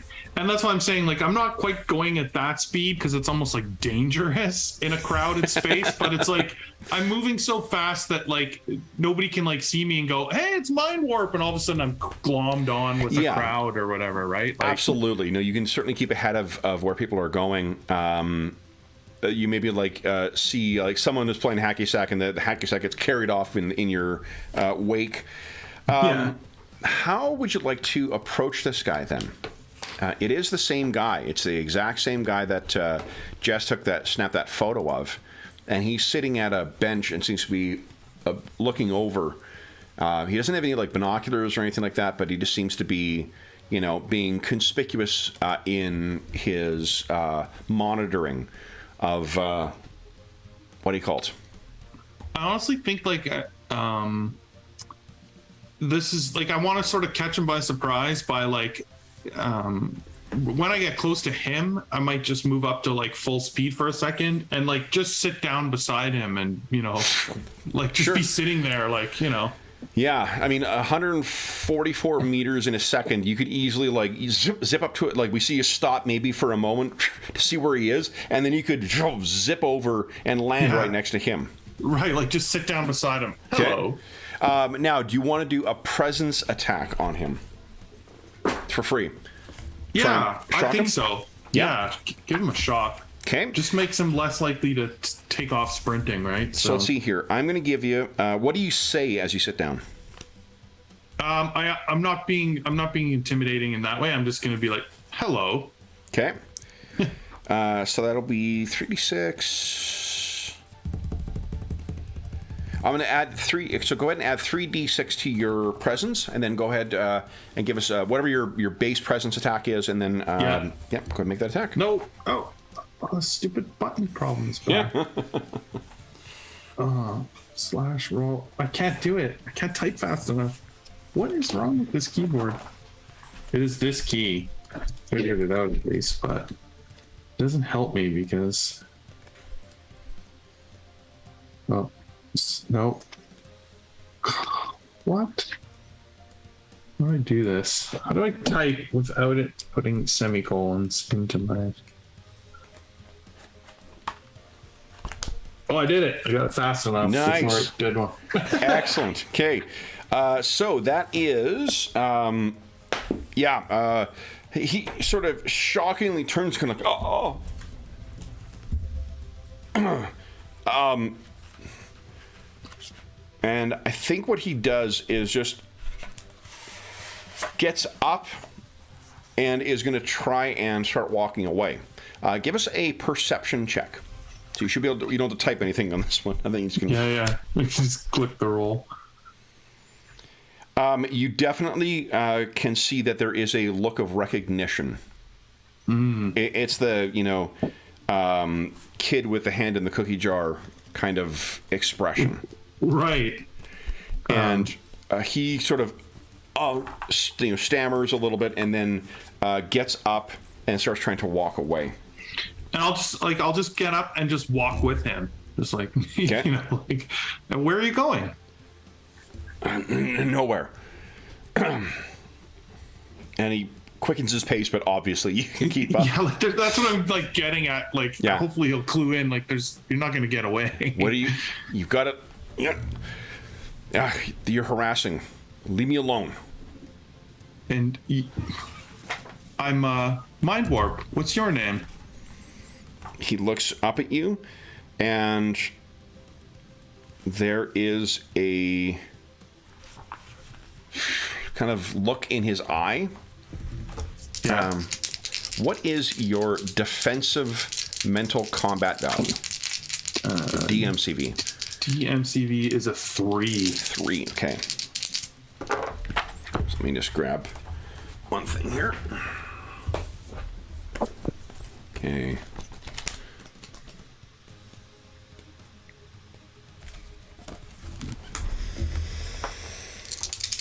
Oof. So I think I need a 16 or less to hit you. So that is a hit. And your... Let me see, I need to quickly grab a... You know what I need to grab is... I should grab my 4th edition... I don't have a 3rd or a 6th edition DM screen for this. I don't think they actually make one. But because so few things have changed in the rules since earlier editions, I do have a 4th edition one which has a George Perez screen on it, and it might have all the little like power reference things that I constantly want to look up. Okay. So here we go. So what I'm going to be comparing this to is your ego. What is your ego? 13. 13. Okay. Oh, 13? That is not a lot. No. Okay. So here we go. 30. Now, I beat you by 10. What he says is, leave me alone. And you can feel it resonate in your mind. Is this a action that you wouldn't mind doing? It's either that, so leave me alone is I wouldn't mind doing. The next scale that they would need is an action you are normally against doing. Yeah, like probably at this point I'm against doing that because I mean, and especially like I can factor in the fact that I now know he's a super. Yeah. Like I'm not gonna like leave you alone following my brother now that I know you're a sort of a super, right? Awesome. So then let's do this. We are going to we'll take our mid-session break right now, and then let me set up a. While you can feel free to take your break if you want to refresh your beverage and whatnot. I'm going to get his tracker set up. Yeah, his character sheet set up here, and that way we've got I can just drag and drop his token, and we can set up the initiative order. Okay, hold on here. Let's see. Edit this sucker. Let's see here. Need that. I need that. For those listening at home, my apologies for having to set up the character sheets here, but it's one of those weeks where you're sort of occupied until the 11th hour. Okay. And the time I did it to prep, I spent mostly on getting images and writing the actual session. So, my apologies. Here's the stalker. Got it. And I think what I can do is, let's see here. We'll get this set up. Get that set up. So Jeff can see it. Get that set up. So Jeff can see it. Boom, boom. And get that set up. So Jeff can see it. There we are. Got that on there. Got that on there. And oopsies. What are we doing here? Go away. Image. Save settings.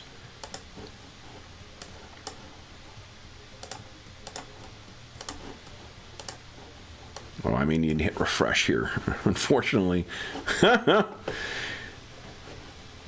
let's do that quickly. Otherwise, I'm going to have that artifact occupying the screen for the rest of the session. Here we go. Let's get Jeffrey. And we got the Stalker. Now, do I have this set up properly? Yes. Let's open this up here. Click on his. Add him into the turn tracker. Boom! Love it when it works. Love it when it works.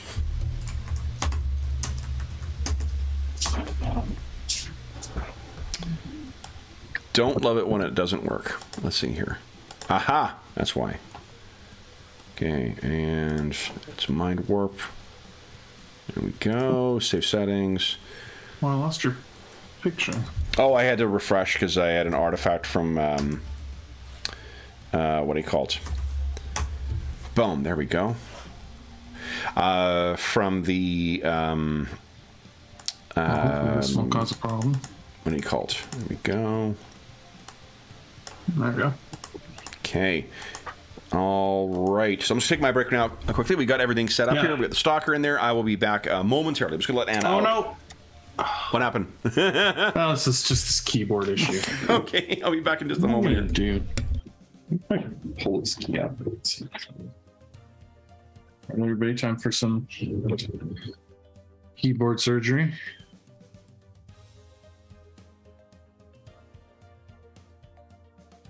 Should do.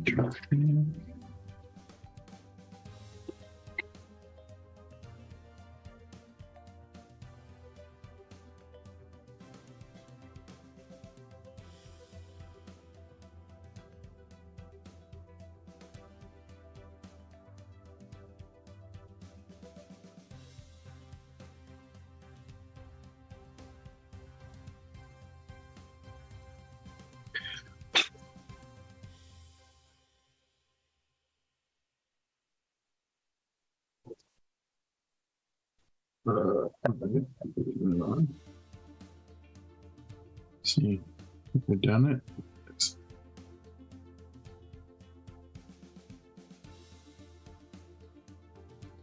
No issue.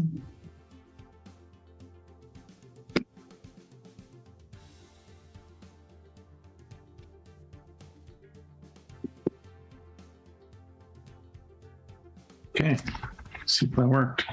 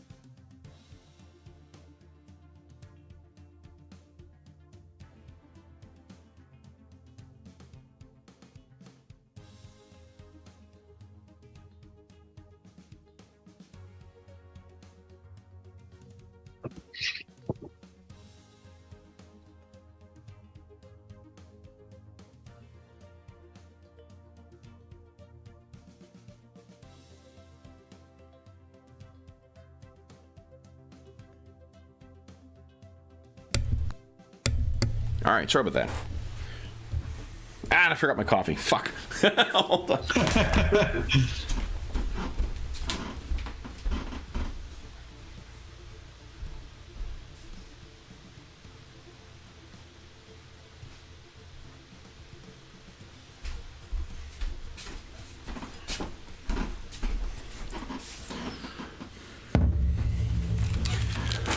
All right, so he is standing effectively right next to you, and he has just tried to manipulate or to alter your mind.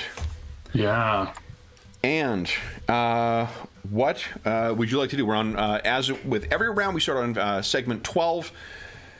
What would you like to do for your action? This is really tough because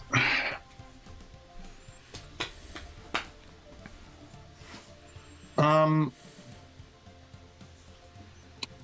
think what I'm gonna do, I'm not really sure. The one thing I'm not sure about this game is like, because there's really quick segments, is like how much you can say. What do you want to say? It's a comic book, so yeah. I mean, I just want to say I don't want to hurt you. Okay, you can say that. Yeah. Yeah, I don't want to hurt you, and that's all I'm gonna do this round. Okay. Then on his round, he gets a bit of a sneer. Yeah. And he says, "You could try." And then there's again that like sort of like a silver glint to his eyes as you can feel. Once again, hits you this time with a psychic assault. This is a mental blast, which does stun damage. No armor protects you on this. You have to have mental defense on this. So 15 points of stun damage as this hammers you with a psychic attack. That is not... Oh, what is your ego again? 13. That exceeds your ego. You are stunned for the next round. So you'll have to spend your next round recovering. So that is his turn. That's end of round 6, and then you get post-segment 12 recovery. So add your recovery stat back to your stun and to your endurance. Oh, yeah, right. Okay. On your token, and then it is top of the round, so round 1. It is Mind Warp's turn. What are you doing, Mind Warp? So I have to recover, though. Yes. You're at half DCV, and you have to sort of recover this round. Yeah, so I can do that. Then it is his turn on segment 3. He looks at you, and he says, "You should have left me alone." And there is another psychic wave that just hammers you. That is a hit. Same damage. He's actually going to step away from you as well, too. He's beginning to walk away as he's talking to you. But, 22 stun. Oh, my goodness. So, again, you're stunned once again. You're going to need to spend next round to recover from being stunned. Then it is your turn. You're recovering from being stunned, so you don't get the recovery stat. It's not like a recovery where you catch a second wind. It is just a recovery. And then it is his turn once again. And he has stepped away again, half of his move, so he's about 12 meters away right now. Yeah. And he says, "Maybe next time you'll listen." And you can sort of hear that whisper in your mind again. Hit again. 24 you are hit with. Wow. But here's the thing. You are at what, minus... Oh, do you go to negatives? Yeah, you go to negative in this game for stun. -6. -6. Okay, so -6 is not bad enough. On your turn, you will be able to spend your turn recovering. So you sort of stagger and hit the ground. They're like, "Oh, what's happening? Is he okay?" As people are seeing you. He's now about 15 meters away. No, that's not right. 18 meters away. On your turn, get your recovery back in stun. Oh, okay. Yeah. Okay? So that puts me to 12. Okay? So you wake up and you're like, "What the fuck?" You just been hit with a withering psychic blast. He's about 18 meters away from you. That was your turn 6. Turn 7. Now you have a full action. What would you like to do? Yeah. Now I'm gonna hit him really hard with my what's it called? My mind hammer. Okay. So I think you'll have half of your movement available because you're going to just have to spend half standing up. And then what is the velocity that you'll hit him then? It's like 36? Half is 36, yeah. 36. So go ahead and set your move through at 36. Make sure you put your levels in and everything. Hold on. Make sure you select that maneuver. A few of those. Okay. And then a few of these. Oops. And then under powers, edit. I need, oopsies. Velocity. That's what I need here. Does it have velocity somewhere in there, right? Yes, on the combat page on the right near where on you're... the combat. Yeah. Oh, there it is. Yeah, okay, I see it. Right. So if you put 36 there. Yeah. Then... Right. Okay. Got it. Okay. Here we go. Go. Yeah, solid hit. Why is that damage so low? Oh, you have it as grab by, not move through. Or move. You selected grab by. Oh, I did. Yep. Oh, whoops. It's Move okay. through. Grab Sorry. the correct one and go ahead and roll again. Just clicked the wrong thing. There we go. There we go. That's more like it. Okay, so you're stumbling as you kind of get to your feet, but that's enough. He's not really a particularly skilled combatant, it seems. You stagger up and are hitting like just blinding speeds as you are on your feet. You race by and hammer him. So he actually takes some body from this because you hit him so hard. And his stun. Look at this. So that is... let me think, what would it be? Minus... here we go. Boom! Go ahead and roll 2d6. Let's see what the knockback is. Oh, right. I think I fixed my keyboard. Nice, During excellent. the break there. I Oh, took great. the key off and... Holy smokes.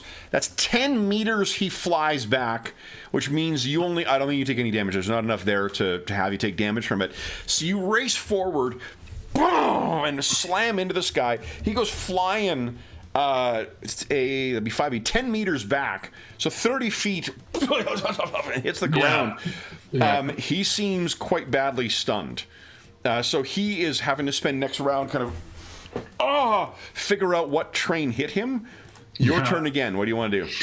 Now I'm gonna sort of do my other attack and like come over and just pummel him a little bit. Okay, go right ahead. I'm really trying to knock him into submission quickly, so I think this one is just strike. Yep.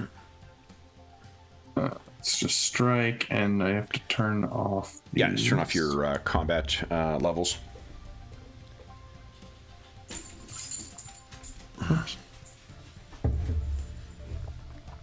All right, there we go. Here we go. Powers, and then it is called this one.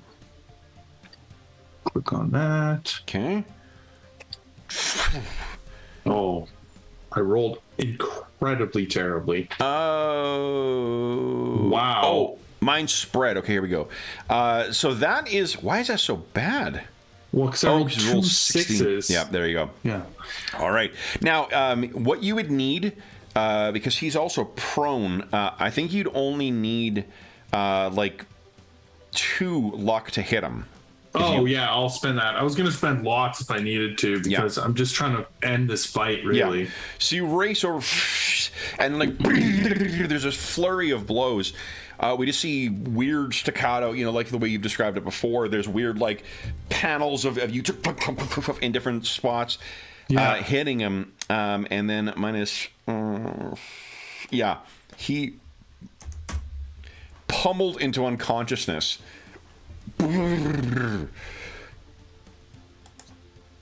What are you doing next? That's enough that he's not going to be able to regain consciousness after that next round. Yeah. I think I would like scoop him up and take him somewhere. Let's see where, I'm imagining like the roof of one of the buildings or something like that, somewhere where we could have a conversation. Yeah. Okay.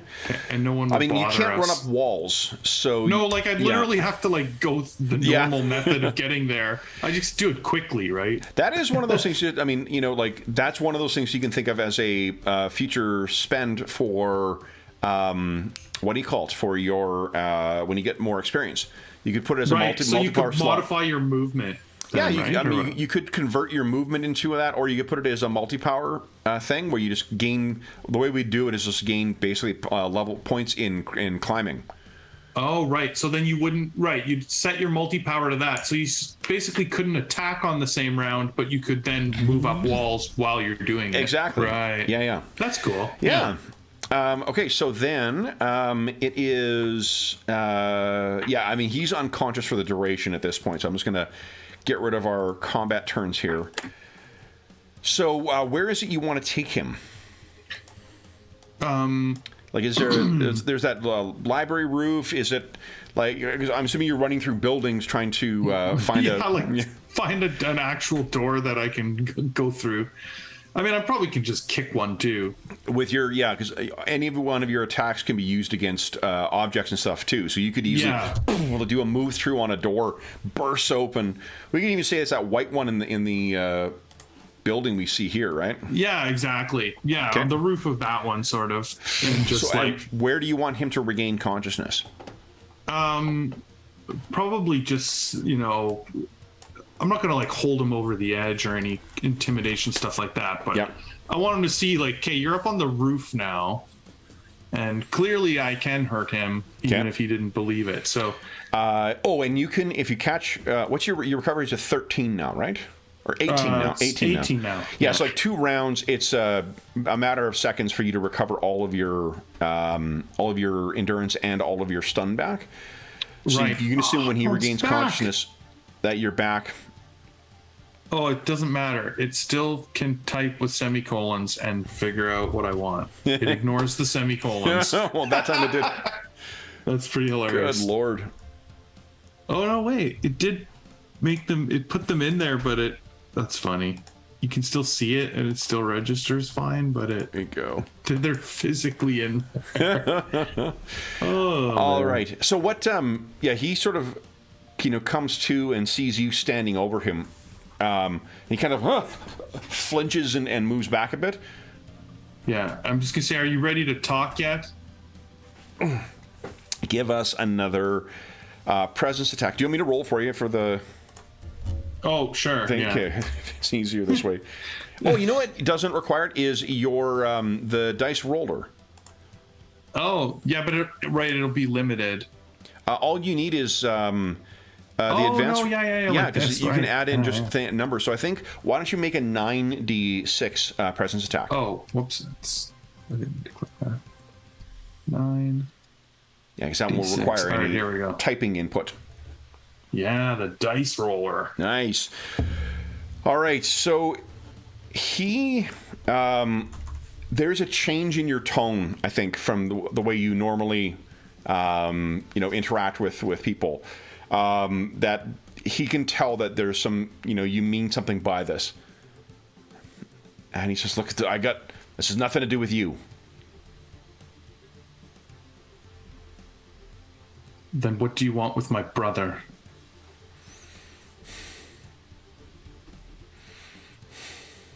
He kind of glowers at you.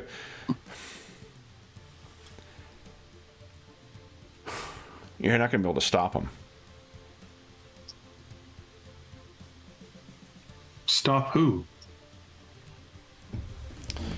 He smiles, and then he is going to... Why don't you, now that you've seen sort of what he... Like how his powers manifest, I'm going to put him at just enough to have... what is his recovery? I'm putting extra shit in now. Why don't you give us a dexterity check? Let's see if you can, or maybe let's do a perception check instead. Let's see if you notice, the silver coming in his eyes. He's going to try and,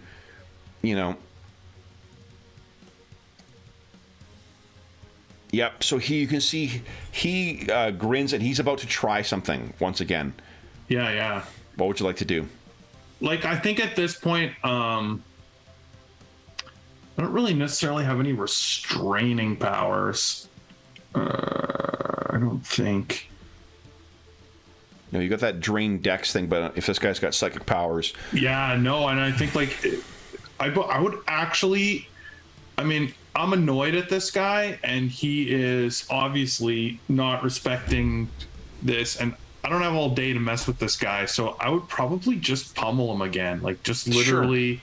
like kind of knock him out again. Like I'm not trying to like hurt him too bad, but like basically get the jump on his power. Yeah, So go right ahead. I think I still have it set to roll this For the strike, yeah. Yeah. Yep. Oh. He's going to be out for hours now. So yeah, you interrupt before he gets the chance to do that. You can feel like there's a slight tingling in the back of your mind, but then it completely goes away after the first two, fists land, and you land a ton of them in the span of that 1 second. Yeah. So you stand over him. He's been pummeled into unconsciousness. What do you do next? I think I'll like go back to.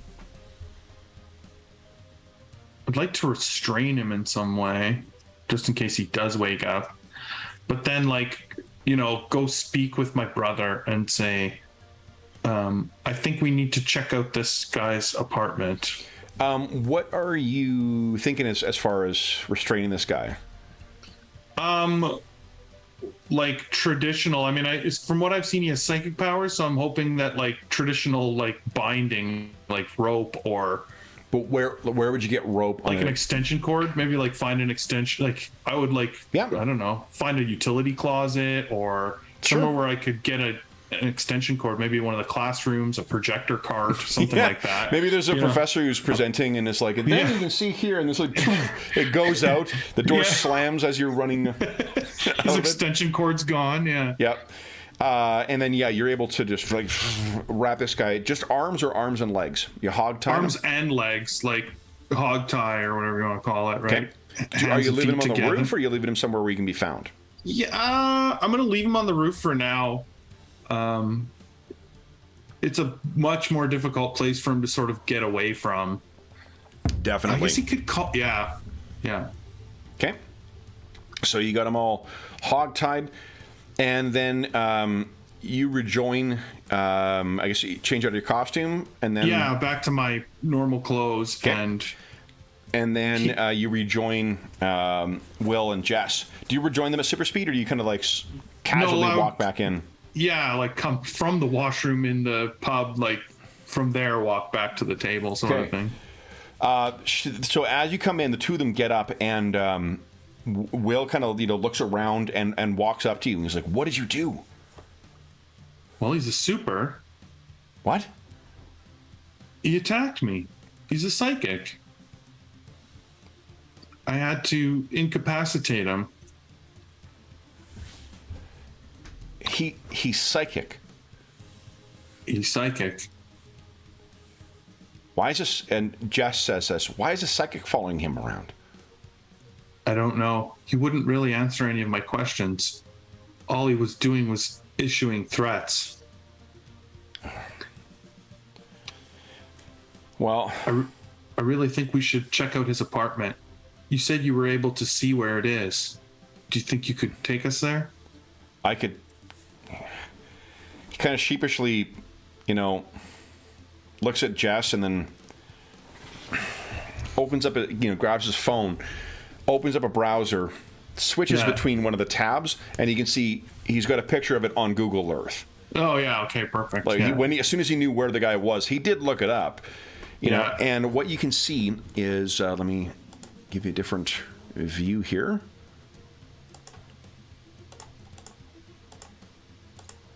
Oh, I wonder if this will duplicate properly. It will. Look at that. My goodness. Okay, now, the map, let me see here. Where are we? So what you can see is like this. So this is downtown Victoria. And it's one of these buildings. Here, I'll get rid of our stalker. We don't need him for now. It'll be one of these buildings here. Okay, yeah. So this is there, the blue one. That's where he's been. Jess says, do you think is he alone? We haven't seen anyone else. But, and Will sort of shrugs and is like, it's not how my power works. Or he says that's not how it works. Right. Look, until I find out more, you guys have somewhere safe you can go? They both look at each other and like, we have friends. Good.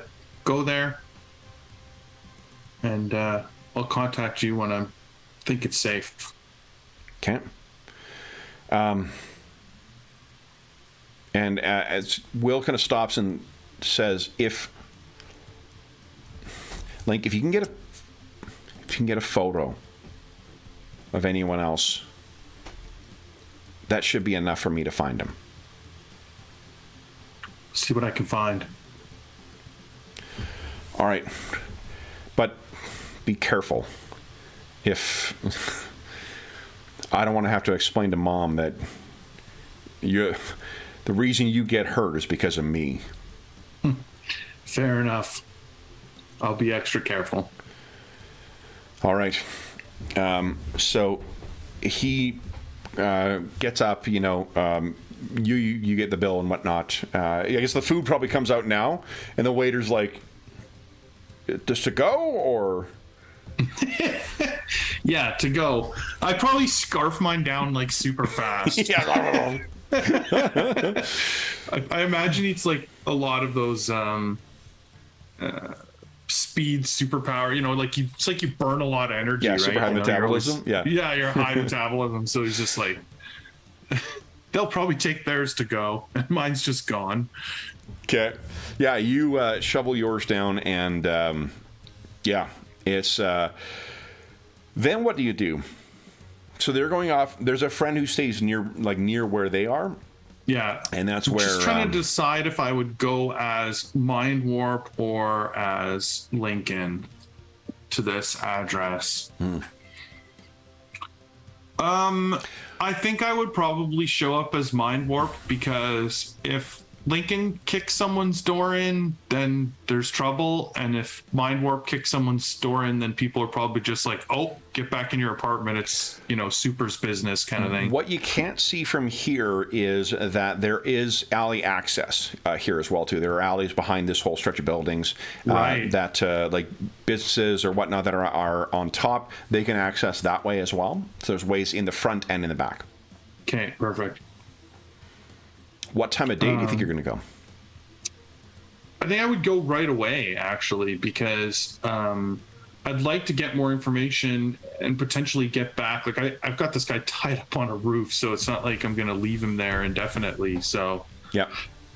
Right now, I don't really have any crimes or anything that he's charged with, so it's not like I can bring him to the police, and especially if he's a super.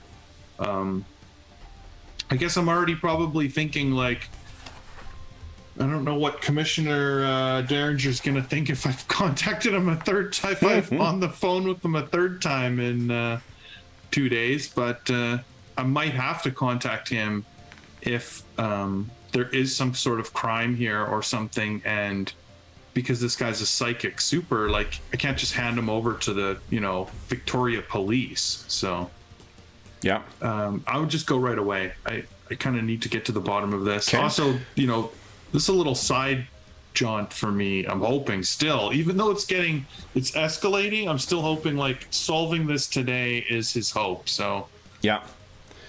So you zip. Yeah, if you're doing maximum speed, like it will be a matter. It's less than a mile distance from, well, a little more than a mile distance from UVic campus to basically the harbor front. So this is a matter of seconds for you to just, you're suddenly there. Right. Yeah, totally. And where are you going, front or back? Let's go in the back. Let's just try to be a little, Okay. I guess there's a third option here too, which might be rooftops. Because all these buildings, they seem, and this block at least, seem pretty close together. So if you can somehow get yourself up to the top of one, you could scramble across. You don't really have a power set yet of being able to... Yeah. Oh, we could do something fun, because we can do a stunt, right? We could try it and like test it and just... Oh, yeah, I have to roll that 3d6 yeah, to see so if I like can do it, right? And right now you don't have any points in that skill yet, so it's still a 6 or less. How many? I can still try it. Absolutely, yeah. Yeah, let's try it. So you race up to the back, and maybe you're thinking of like when that Vandroid was flying through the air, and you had no way of getting up there. Are you at the front or are you at the back? I'd still go to the back alley because, I just mind warp standing in front of a building is going to draw attention. Sure. I mean, so you're maybe at the back of one of the buildings, a couple down, if you intend to get to the roof and make your way over. Yeah. And you're looking up at this, and it's, 3 stories up, it looks like. So you get down, stretch, and then trying to see if you can run up the wall. Yeah, see if I can do it. Go ahead and give us just a flat 3d6 roll. And I have to roll 6 or less? 6 or less, yeah. And then also you could spend luck, because you have some luck too. Okay, I might be able to do it. Okay. Here we go. Oh! Don't even need it. Beautiful. Nice. So what do we see as you run up the side of this wall?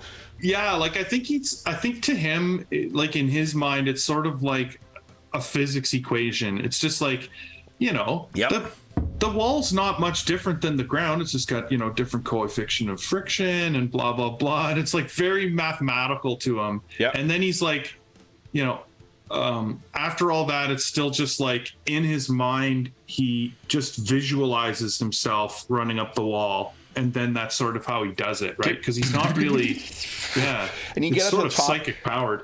So that would have cost 5 times the normal endurance for it. So you get up to the top, and your lungs are just burning, right, from it. And but holy shit, it worked! Because it's let's here 70 normal, it's 7, so it's 35 endurance it costs you to get up to the thing here.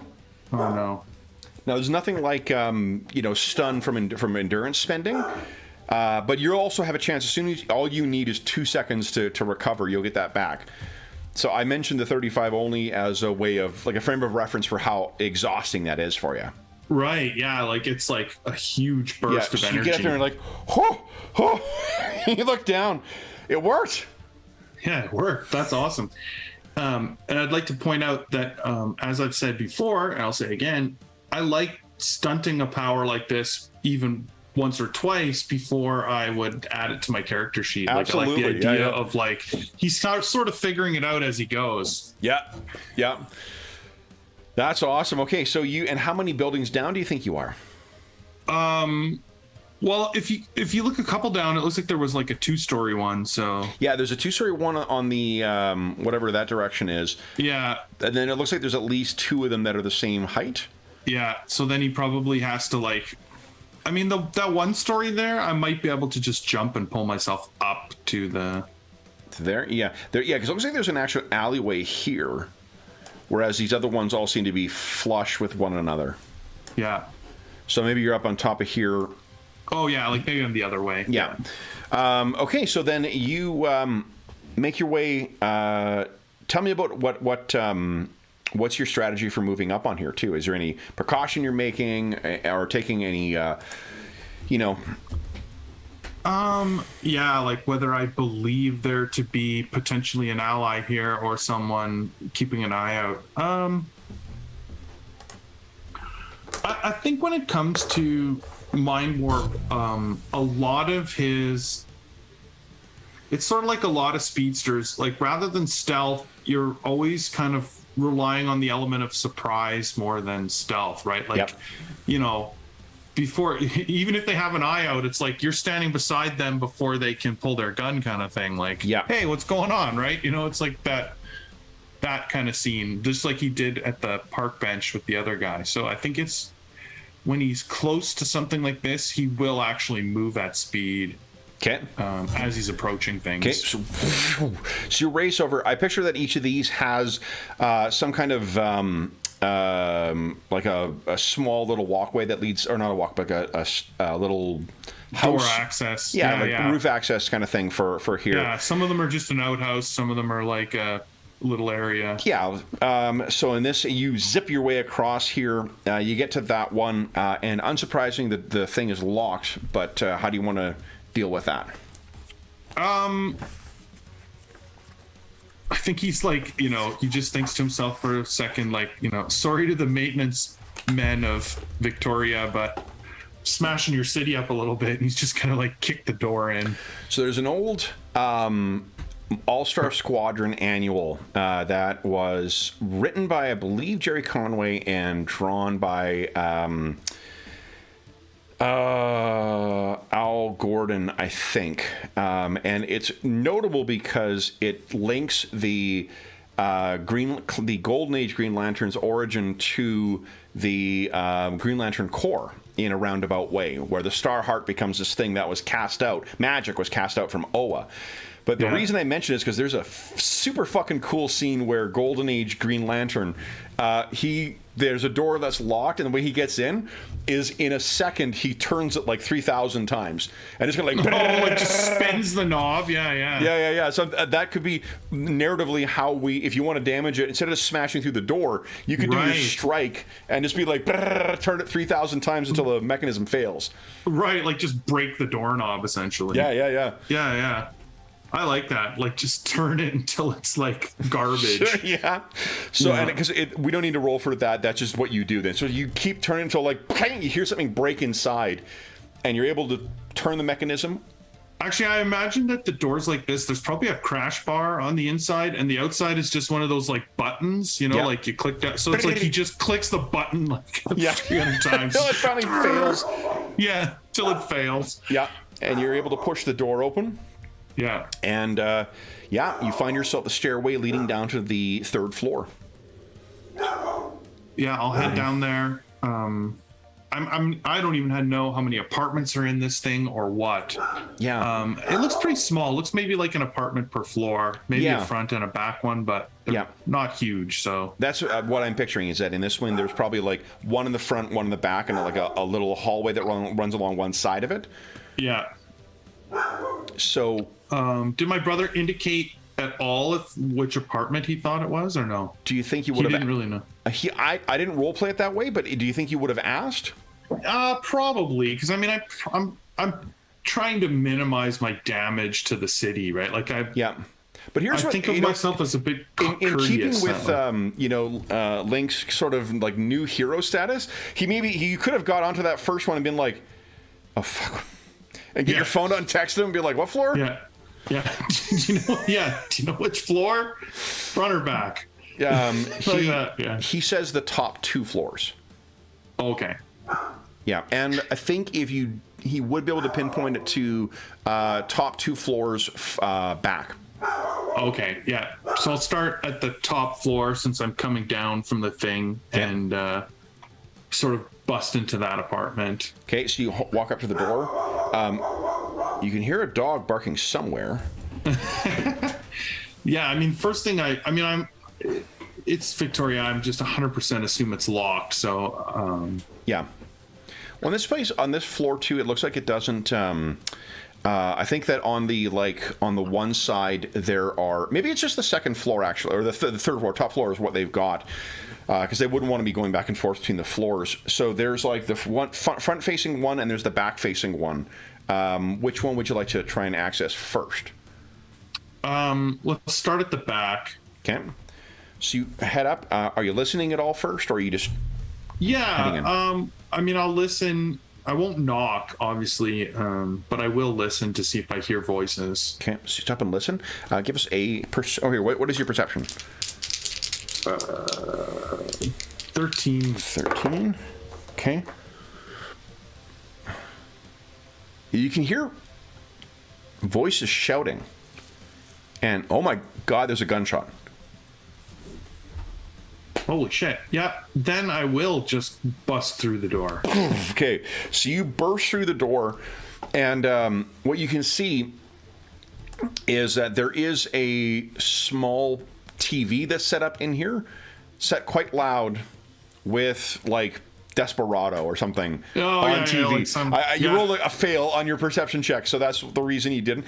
And sitting in chairs, in two sort of like fold out lawn chairs, you know those like canvas ones that you just pull them out, are two guys who look. I'm just gonna use the same token for the same dude because they look very similar to him.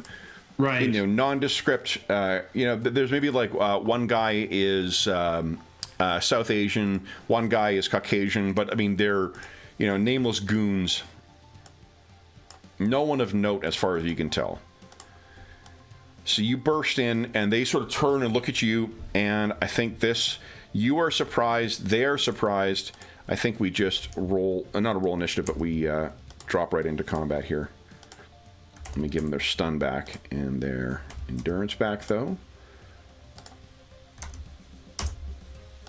And okay, now we're on the right page. Let's see here. I'm not on chat though. Okay, exclamation. Boom, and there's them. And let me make sure you're. Yep, that's perfect. And fuck yeah, love this sheet. They made it so easy to run this game. Okay. There we go. Let's scroll on down to 12. I just need to grab one thing here. Hey. Somewhere Will can take another drink. Because I had to grab another book. All right. So this is...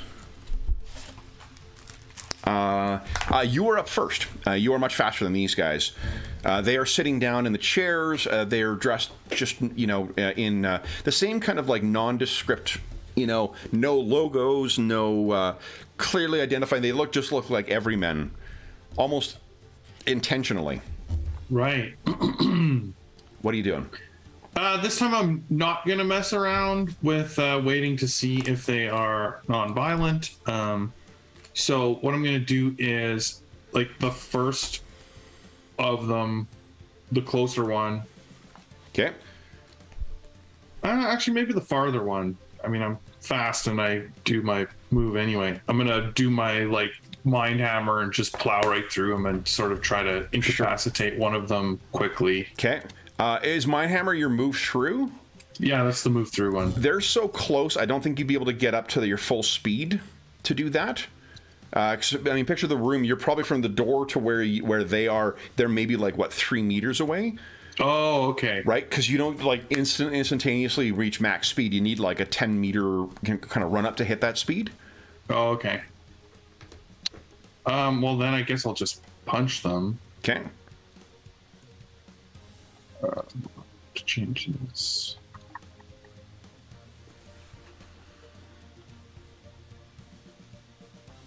They are at, I think, surprised, though, so they are. I'll put them at half DCV. I was looking up one of their things here. Okay.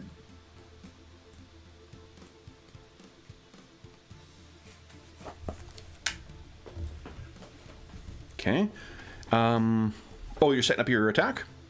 Yeah, I did. Oh, did? Okay, so did you roll it? Yeah, did it not show up? Oh, why? No, I didn't. I see a 3d6 roll afterwards, but I don't know what that was for. Oh, what? Yeah, your attack. Oh, just showed up now. So yeah, you race in, and look at this. So this is the first guy. Boom! He's just shaking in his chair. He's completely shocked. Then it is the other guy's turn. All right, so he looks at you, and you can see the TV kind of like the sound starts getting real weird, and the TV kind of cuts out as you can hear the sound of like electricity powering up. And then this is going to be the other one, the South Asian guy, looks at you.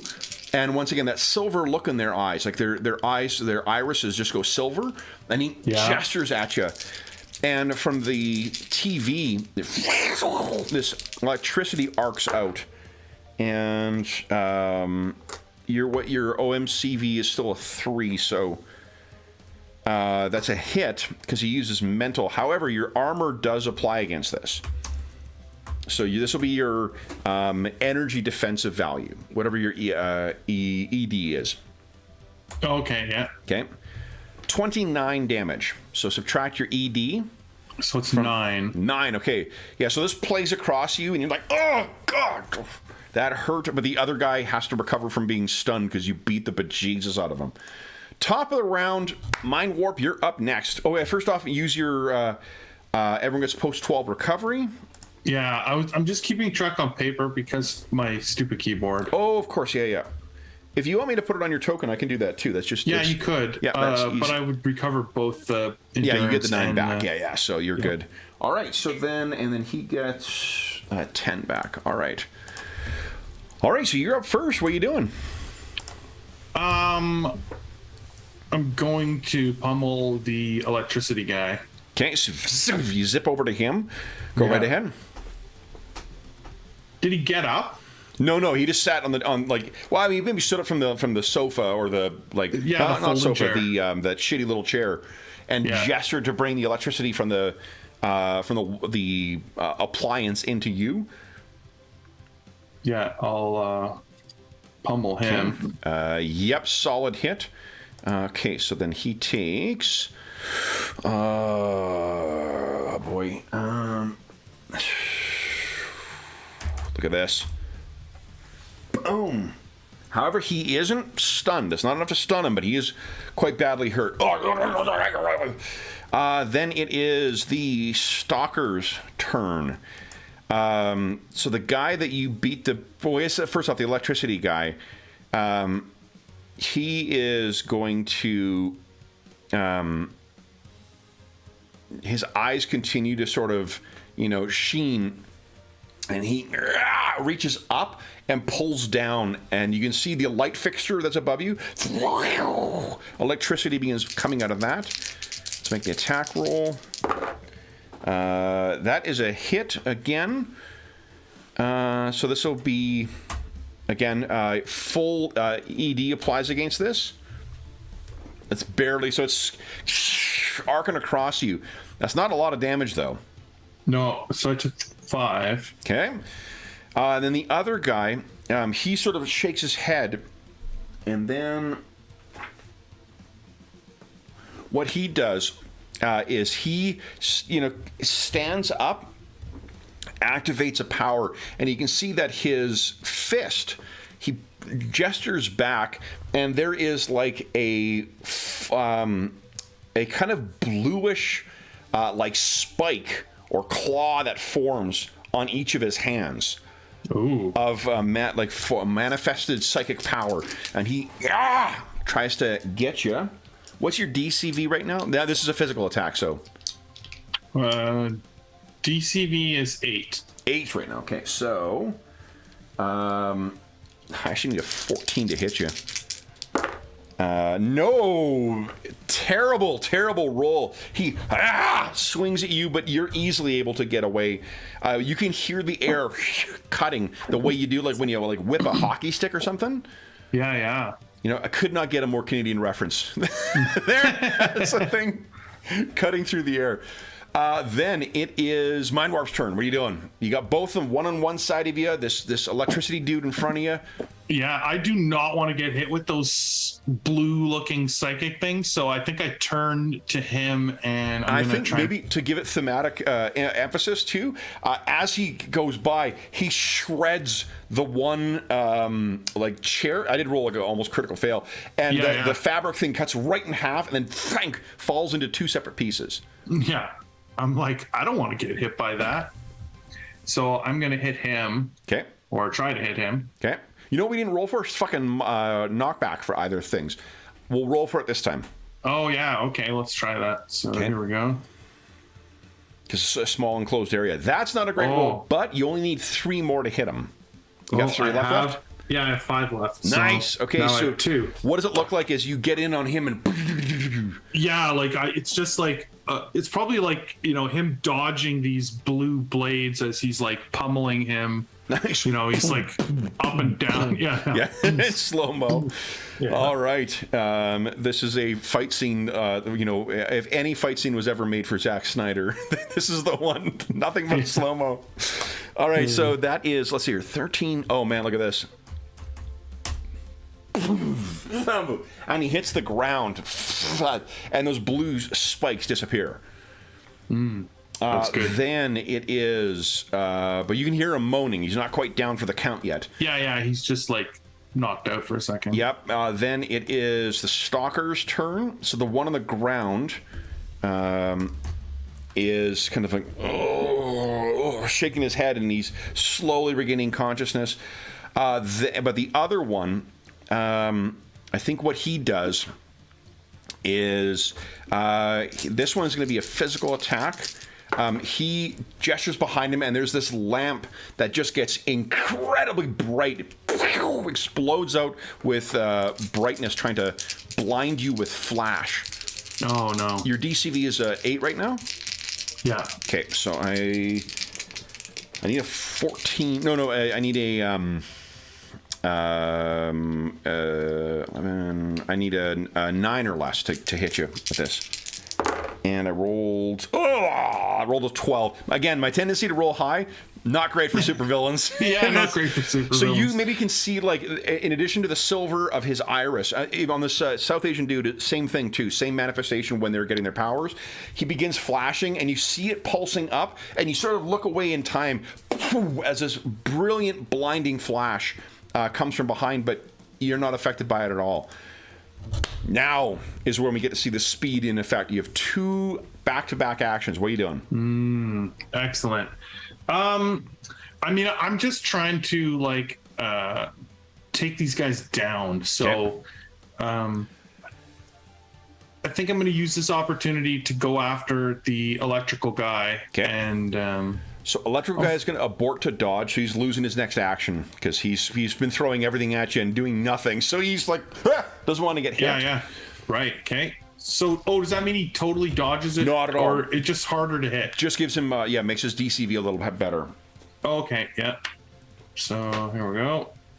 Oh, I rolled amazing. And I think, like martial dodge, I think gives 4.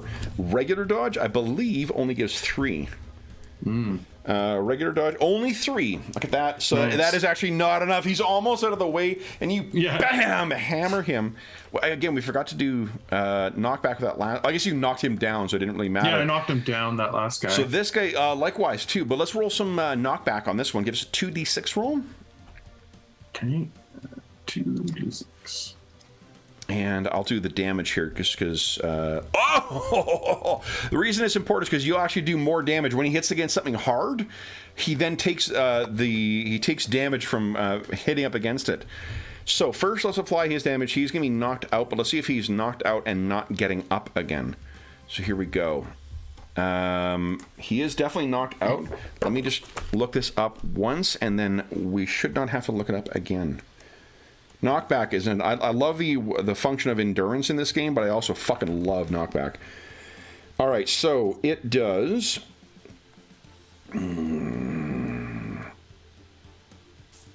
1d6 for every 2 meters of knockback. So basically, you're gonna roll 5d6 on top of that. Give us a 5d6 roll. Wow! As he slams into the plaster and then hits the ground. Here we go. Oh, yeah. Okay, 21. Roll. So, yeah, he is down for the count now.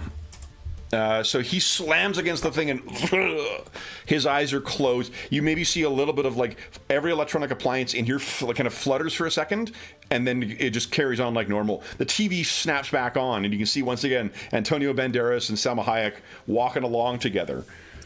That was your round 6. Round 7, what are you doing? Okay, just real quick, I just want to go over this one more time, how the drain works. Yep. if I drain all of his dex, then he just can't move? He's like, it's like he has like spasms and stuff like that. Right, because I'd kind of like one of them conscious potentially to talk to them. Loses control of reactions and must make a dex roll every time he wants to perform an action requiring physical movement. Right, so I could kind of leave him like incapacitated if I drained him out of dexterity. Yeah, although the maximum you can drain is equal to the highest you could roll. Like you don't. Oh. Yeah. So what's the total you could roll? So it's 4.5 d6, so that's 27. 27, which would work out to 13, about 13 dex, because it's 2 character points per 1 point of dex. So these guys, depending on their dex, might actually. Max human is usually around 20. Average human is 10. So the average human you could bring down to nothing. These are soldiers, so they may be, or like mercs or whatever these guys are. So I can't really ever fully drain someone's dexterity. Not quite. Not fully. So what does that ability really do then? Like, what does it mean if they lose some of their dex? Yeah. It affects some of their dex skills. It might be something worth considering. I actually don't know why they built it that way. In previous versions of the game where you had derived characteristics, that would be useful because dex would feed into speed and would feed into OCD I and see, whatnot. right. Oh, maybe that's why it was designed that way. It was to like drain their speed away a little bit. A little bit, yeah. So like what if you wanted, what is the narrative thing you see? Is it that it's slowing them down or... Yeah, that was what I originally imagined, that it was more like the equivalent of the opposite of the thought projection one where he can help speed Let's up just his call it that allies. then. It'll do speed instead. So what you'll do is you'll like reduce the number of actions they get per turn. Right. Okay, cool. Yeah. Okay. We can play around with that between sessions. Yeah. then. I mean, to be honest, this is one of the nice things about Champions is it's really fucking easy to do. Basically, it's every 10 points. Every 10 points you roll, that's reduces it by 1 speed. Right. And you have a maximum drain of 2. So you can't quite move them to a full stop most often, but you can get like... Right, like that would be much more useful in like a good group fight too, where there is like quite a dangerous foe, and where we're like now with a drain all fighting them, and then do need to hit with it though. No, I know, and I understand that. But I'm saying like, imagine like as a group, a few of us are here, we're fighting someone like the Juggernaut, and it's like that's the kind of thing that I can contribute to the fight, where I'm taking away 2 of his speed sections. Well, now he's doing way less output of damage because he's slower. That's what I mean by like... Absolutely. So our brick can go toe-to-toe with him better. Yeah. Normally we get wasted by him, but if Juggernaut's moving at 2 less segments, well, now our brick's got a chance. That's exactly, you're thinking. So that would be fun. So I like that better. Okay, that sounds great. But I'm not going to do that to him now. Then I'm just going to pummel him. I'll try and look for evidence, maybe while they're unconscious, or I'll try and tie them up again or something. So here we go. I'll just use my jump on him to try and finish him off. Yeah.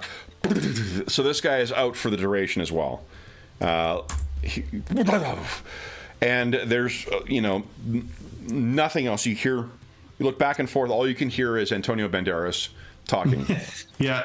The TV's come back now. The electrical guy's unconscious. Yeah, exactly. Now he's unconscious. Everything's come back on. Yeah. So these appear to be the only 2 ones in here. You're looking around. This looks like a staging area. There's a lot of those, like, what you see in, like, I don't know, like Die Hard or whatnot, those plastic cases that are brought in that, like, always have guns or, like, computers or whatever else. That's everything that's open in here, and everything seems ready. There's a small arsenal of weaponry in here. It's conventional weaponry. It's not like comic book sci-fi weaponry. Right. The reason that's important is it means you would know at least it's probably not Viper. Because Viper, there's a couple of things. Viper, Argent, and I can't remember what the other one's called. That all have access to incredible high-tech stuff. Yeah. They use blasters or things like that. These guys, this is like, typical conventional auto, like, what do you call it, assault rifles. Yeah, I'll search them, their bodies, like see if they have wallets or IDs or anything on them. They all have the same wallet, and they all have with different IDs in them too. But I think you can probably safely assume these are. It looks like these wallets were all bought on the same day. Their clothes are super generic as well. What do you call it? There are some computers that are in here as well as some handwritten notes. There are identical cell phones as well. So I'll look over the handwritten stuff. You can see there are some references to addresses, and one of them is reference to okay, this is clearly a what do you call it? Address on campus, like a dorm, and then there's some other ones in there that are what do you call it? That are elsewhere in Victoria, and there is a like the kind of hard case you get on a tablet, those kind of like military casings. So it's like an iPad or whatever else too. There's one that's sitting on the side, and I think because we haven't seen you at your genius level here yet. Where are you here, Mind Warp? There we go. Your skills include... Oh, you don't have Inventor. For some reason, I thought you had Inventor. But Mathematics... No. Yeah. Oh, you don't even have computers, I don't think. No, I have just more like a normal computer skill, like a normal... a normal scientist, you're probably quite a bit above your everyman, but you're not programming or hacking or those kinds of things. So the tablet, I think, is probably password locked right now. Yeah. But what are you thinking? I mean, I'm immediately, now that I see all this military gear and weaponry, and there's 3 of these supers, I am taking this card that I just got today out of my, wallet or wherever I put it, putting it on the back of my phone, and I'm calling Derringer. Okay. So you get your phone out, you put your phone on, and then you hear a knock on the door, and you hear, "Hey, are you guys' phone doing anything funny?" And the person has a southern east, southeastern U.S. accent to it. It's coming outside the door from this room. As in, there's one more of these fools. Yeah.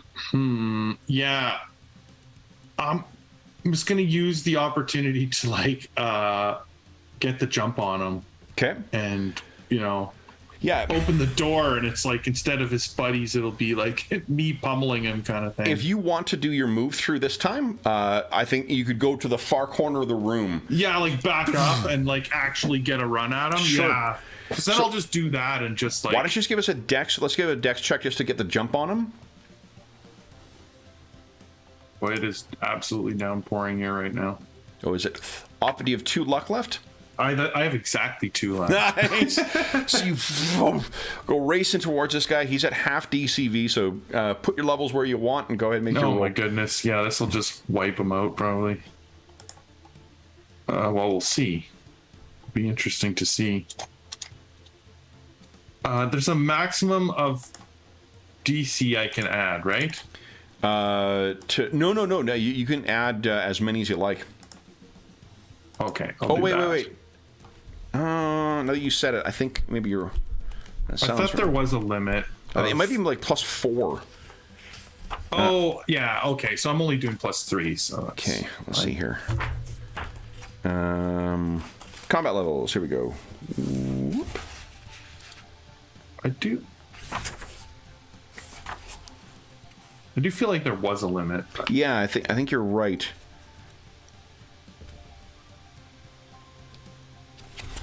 Let's see here. Let's just say it's 4 for now. Yeah. And then... Yeah. 4 meaning equaling a total of +2 DC.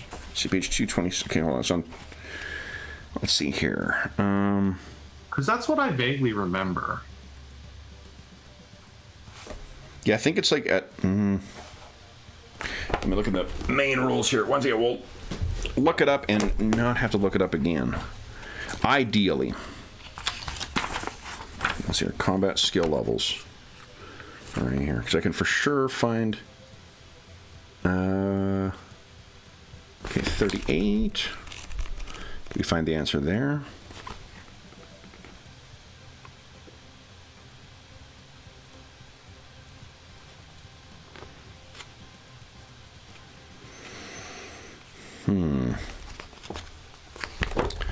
Okay, I don't see a limit listed there. 99. I mean, we can just impose our own limit if we... Yeah, like if we could...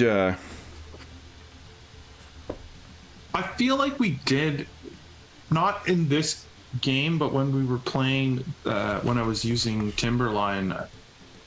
That was a maximum? Yeah. Like that's where it came in, and I don't know if that was a house rule or...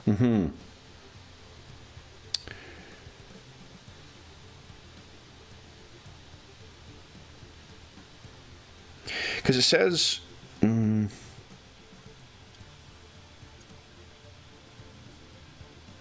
It says multiple times here that it's, you can use 2 combat levels to increase damage by 1.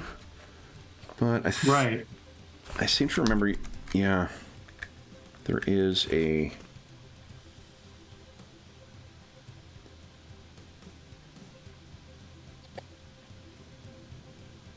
Oh my goodness. I'm going to have to order a new keyboard and mouse.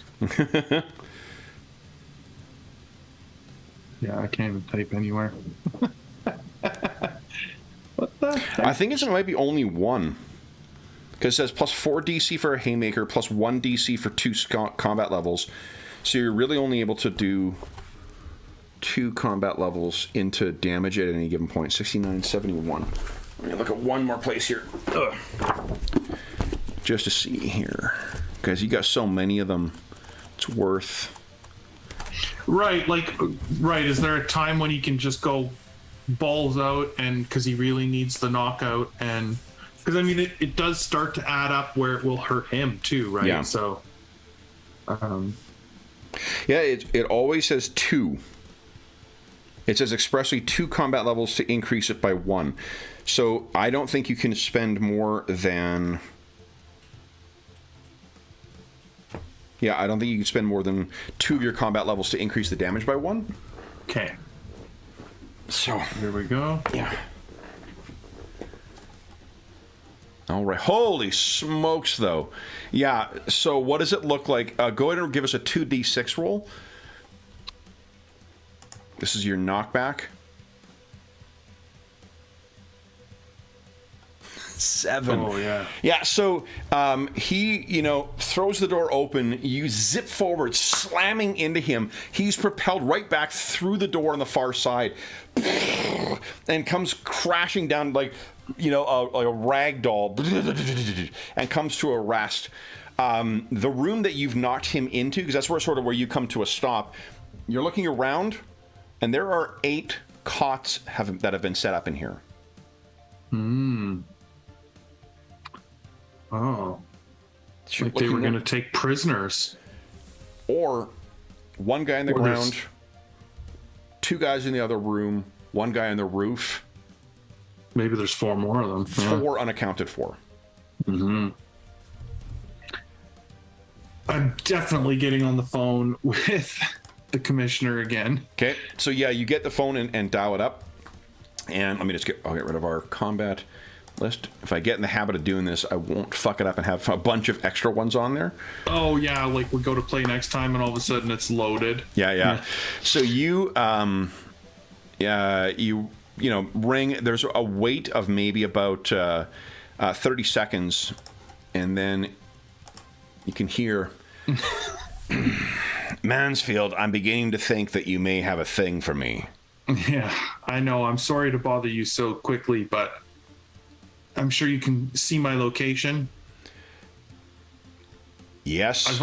I've uncovered some kind of a cell here in Victoria of supers. An electrical, a couple of psychics, and I don't even know what the fourth guy is. And from the looks of the room here, there may be 4 more of them, planning some kind of an operation. They got heavy weapons, computers. What else can you tell me about their powers?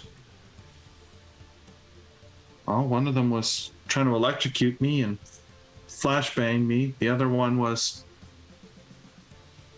trying to put suggestions directly into my mind, and that hurt a lot. They're all psychic powers? It seemed that way, and the third one had blue blades that he brought forth from his fists.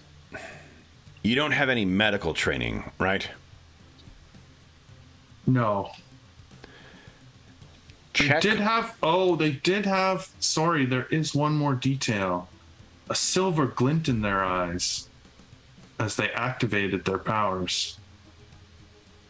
Are you near one of them? Yeah, I looked down at the body. Yep, standing right over him. Check the base of the hairline. Is there an injection there? Yeah, I'll take a look. So you kind of took him on the back of the head. Sorry, back of the head is what he said. Back of the head, near the hairline. You get back down there and you can see, there's a pretty big looking healed injection. Yeah, clearly I can see an injection site. Sigh. You're either dealing with Psy or an offshoot of them. Oh. The long story short is this is an organization started in the 80s, the Parapsychological Studies Institute, by a quack named Dr. Poe. Poe had one of his favored students who goes by the name Simon. He turned on him, had Poe locked up, all of his men, and Simon went on to take the organization in his own direction. Dr. Poe's offspring didn't like that, so they have an ongoing war between competing Psis. It sounds like both of them, I can tell you, make use of augmentations to increase latent psychic abilities. Now, does that sound familiar to you at all, Doctor? Yes, that's very much what I'm looking at. That sounds like Grunt. Those are field agents for them. Have you run into anything else? A woman who seems to have energy for hair, or a man encased like a giant, but pink. I haven't seen those yet, but there are some more cots here. I don't think the... Wait, send me a photo. Yeah, I'll snap a photo and... Yeah, send it off to him. No, they wouldn't. Simon and his prime agents wouldn't be living like that. You're only dealing with agents. Do you need backup? Well, what do you want me to do with them? I have your location. We'll be sending the Victoria PD to deal with them. Excellent. They'll be dealt with, but the others... I think they were here, potentially trying to kidnap my brother. Why you're... Oh. Yes. Then, do you have this situation in hand? Or do you need backup? I think I can take care of it. Then, let me know. If you need anything... Will do. Good luck. And thanks for letting us know. Thing deactivates. So looking at the guys on the ground, looking at the 4, where are those other 4? Yeah, exactly. I mean, my thoughts are like, I want to quickly get to my brother, but I also feel like I need to stay here to keep these guys down until the police show up.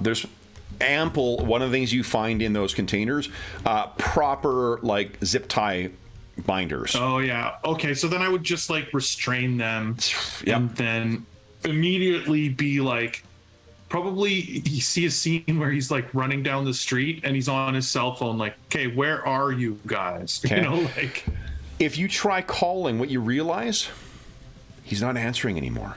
You text and he's not answering. So I think maybe you stop for a second to have it your full attention. yeah. And we don't see your face, I guess, because of the thing. Does your like mask zip back at times, or does it always cover? Well, I imagine that it is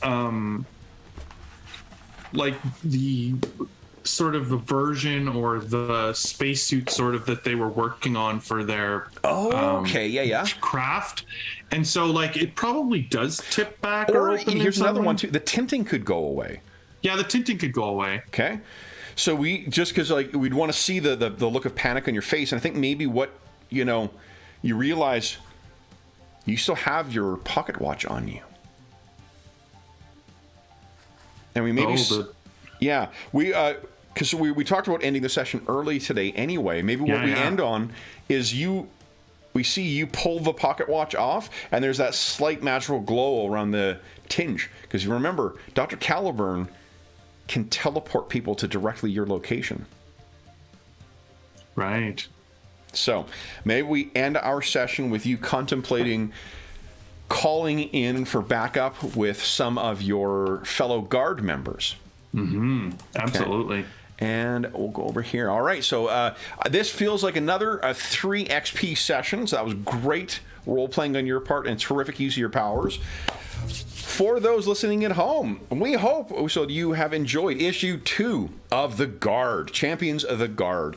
We will be back next Friday, potentially with some backup, or perhaps with Mind Warp facing the minions of Psy on his own. We'll have to see then. First, I will say thank you as well for joining us for this second issue. As is always the case, if you have any comments, questions, or concerns regarding the session, the campaign, or the game we're playing, please don't hesitate to leave a comment in the comment section below, which we're calling the letters column. And we will endeavor to reply in a timely fashion. You can also find a link down below to the Dungeon Musings Discord server, where we have channels dedicated to this campaign, this game, and every other game we run on the channel. There is also a link down below on the Discord server. We also have a ton of other great channels and great people. You are more than welcome to join us over there. Great, and there's also quite a few really hardcore Hero fans over there as well. So if you want to talk turkey about Hero, you can certainly do that over there. And actually, I'll ask Wayne, GM Champions, after the session, Jeff, and see what if we're wrong about how you spend combat levels. He'll for sure know the answer. In addition, there is a link down below to something called Heroes Save Villages. That's the charity fundraising campaign we run on the channel. It benefits the SOS Children's Villages International Charity, a really great organization, active in over 130 countries, benefiting over 80,000 orphan and abandoned children, including ongoing relief efforts in Ukraine and the surrounding countries, at the time of recording at least. In addition, any money that is donated through that link goes directly to SOS Children's Villages International. None of it goes to any other middleman or the channel. It all just goes to help the kids who benefit from their services. In addition, there's as a small way of saying thank you, for every $25 that you donate, you get one chance to win the grand prize or one of the other great prizes in our next charity raffle. If you want to see what was won in the last raffle, which was a couple of weeks ago, on the Dungeon Musings Discord server, we have a channel called Charity Initiatives. And if you did donate between August 1st, 2021 and about June 2022, and you have not contacted me, be sure to check there and see if you won. And if you did donate in that period, check the Charity Initiatives tab, see if you've won, because there's about half people who won prizes who I haven't heard from yet. If you don't want the prize, that is totally fine. They will go back into the raffle for the next one, but there's a couple of big ones that I have not heard from. So if you do want those awesome prizes, including those ones donated by our friends at Beetle and Grimm's Pandemonium Warehouse, be sure to check on the channel. In addition, while down in the description of the video, I have a link to our friends at Noble Knight Games, the preeminent retailer of out-of-print and hard-to-find RPGs in North America. I have filled much of my Champions 5th edition collection in particular with, and actually my 4th edition collection was almost entirely from Noble Knight. They have a terrific selection of out-of-print and hard-to-find RPGs, as well as a really great want list feature that allows you to put, if they don't have something in stock, you can put it on the want list, and when it comes in, because they do buy older books quite often, then they will let you know that they have it in stock, and you're able to pick them up for them. The prices are usually less than what you can find on eBay or comparable in some cases, and certainly not, for in-demand game books that are out of print, you're going to pay more of a premium for, but not crazy, numbers.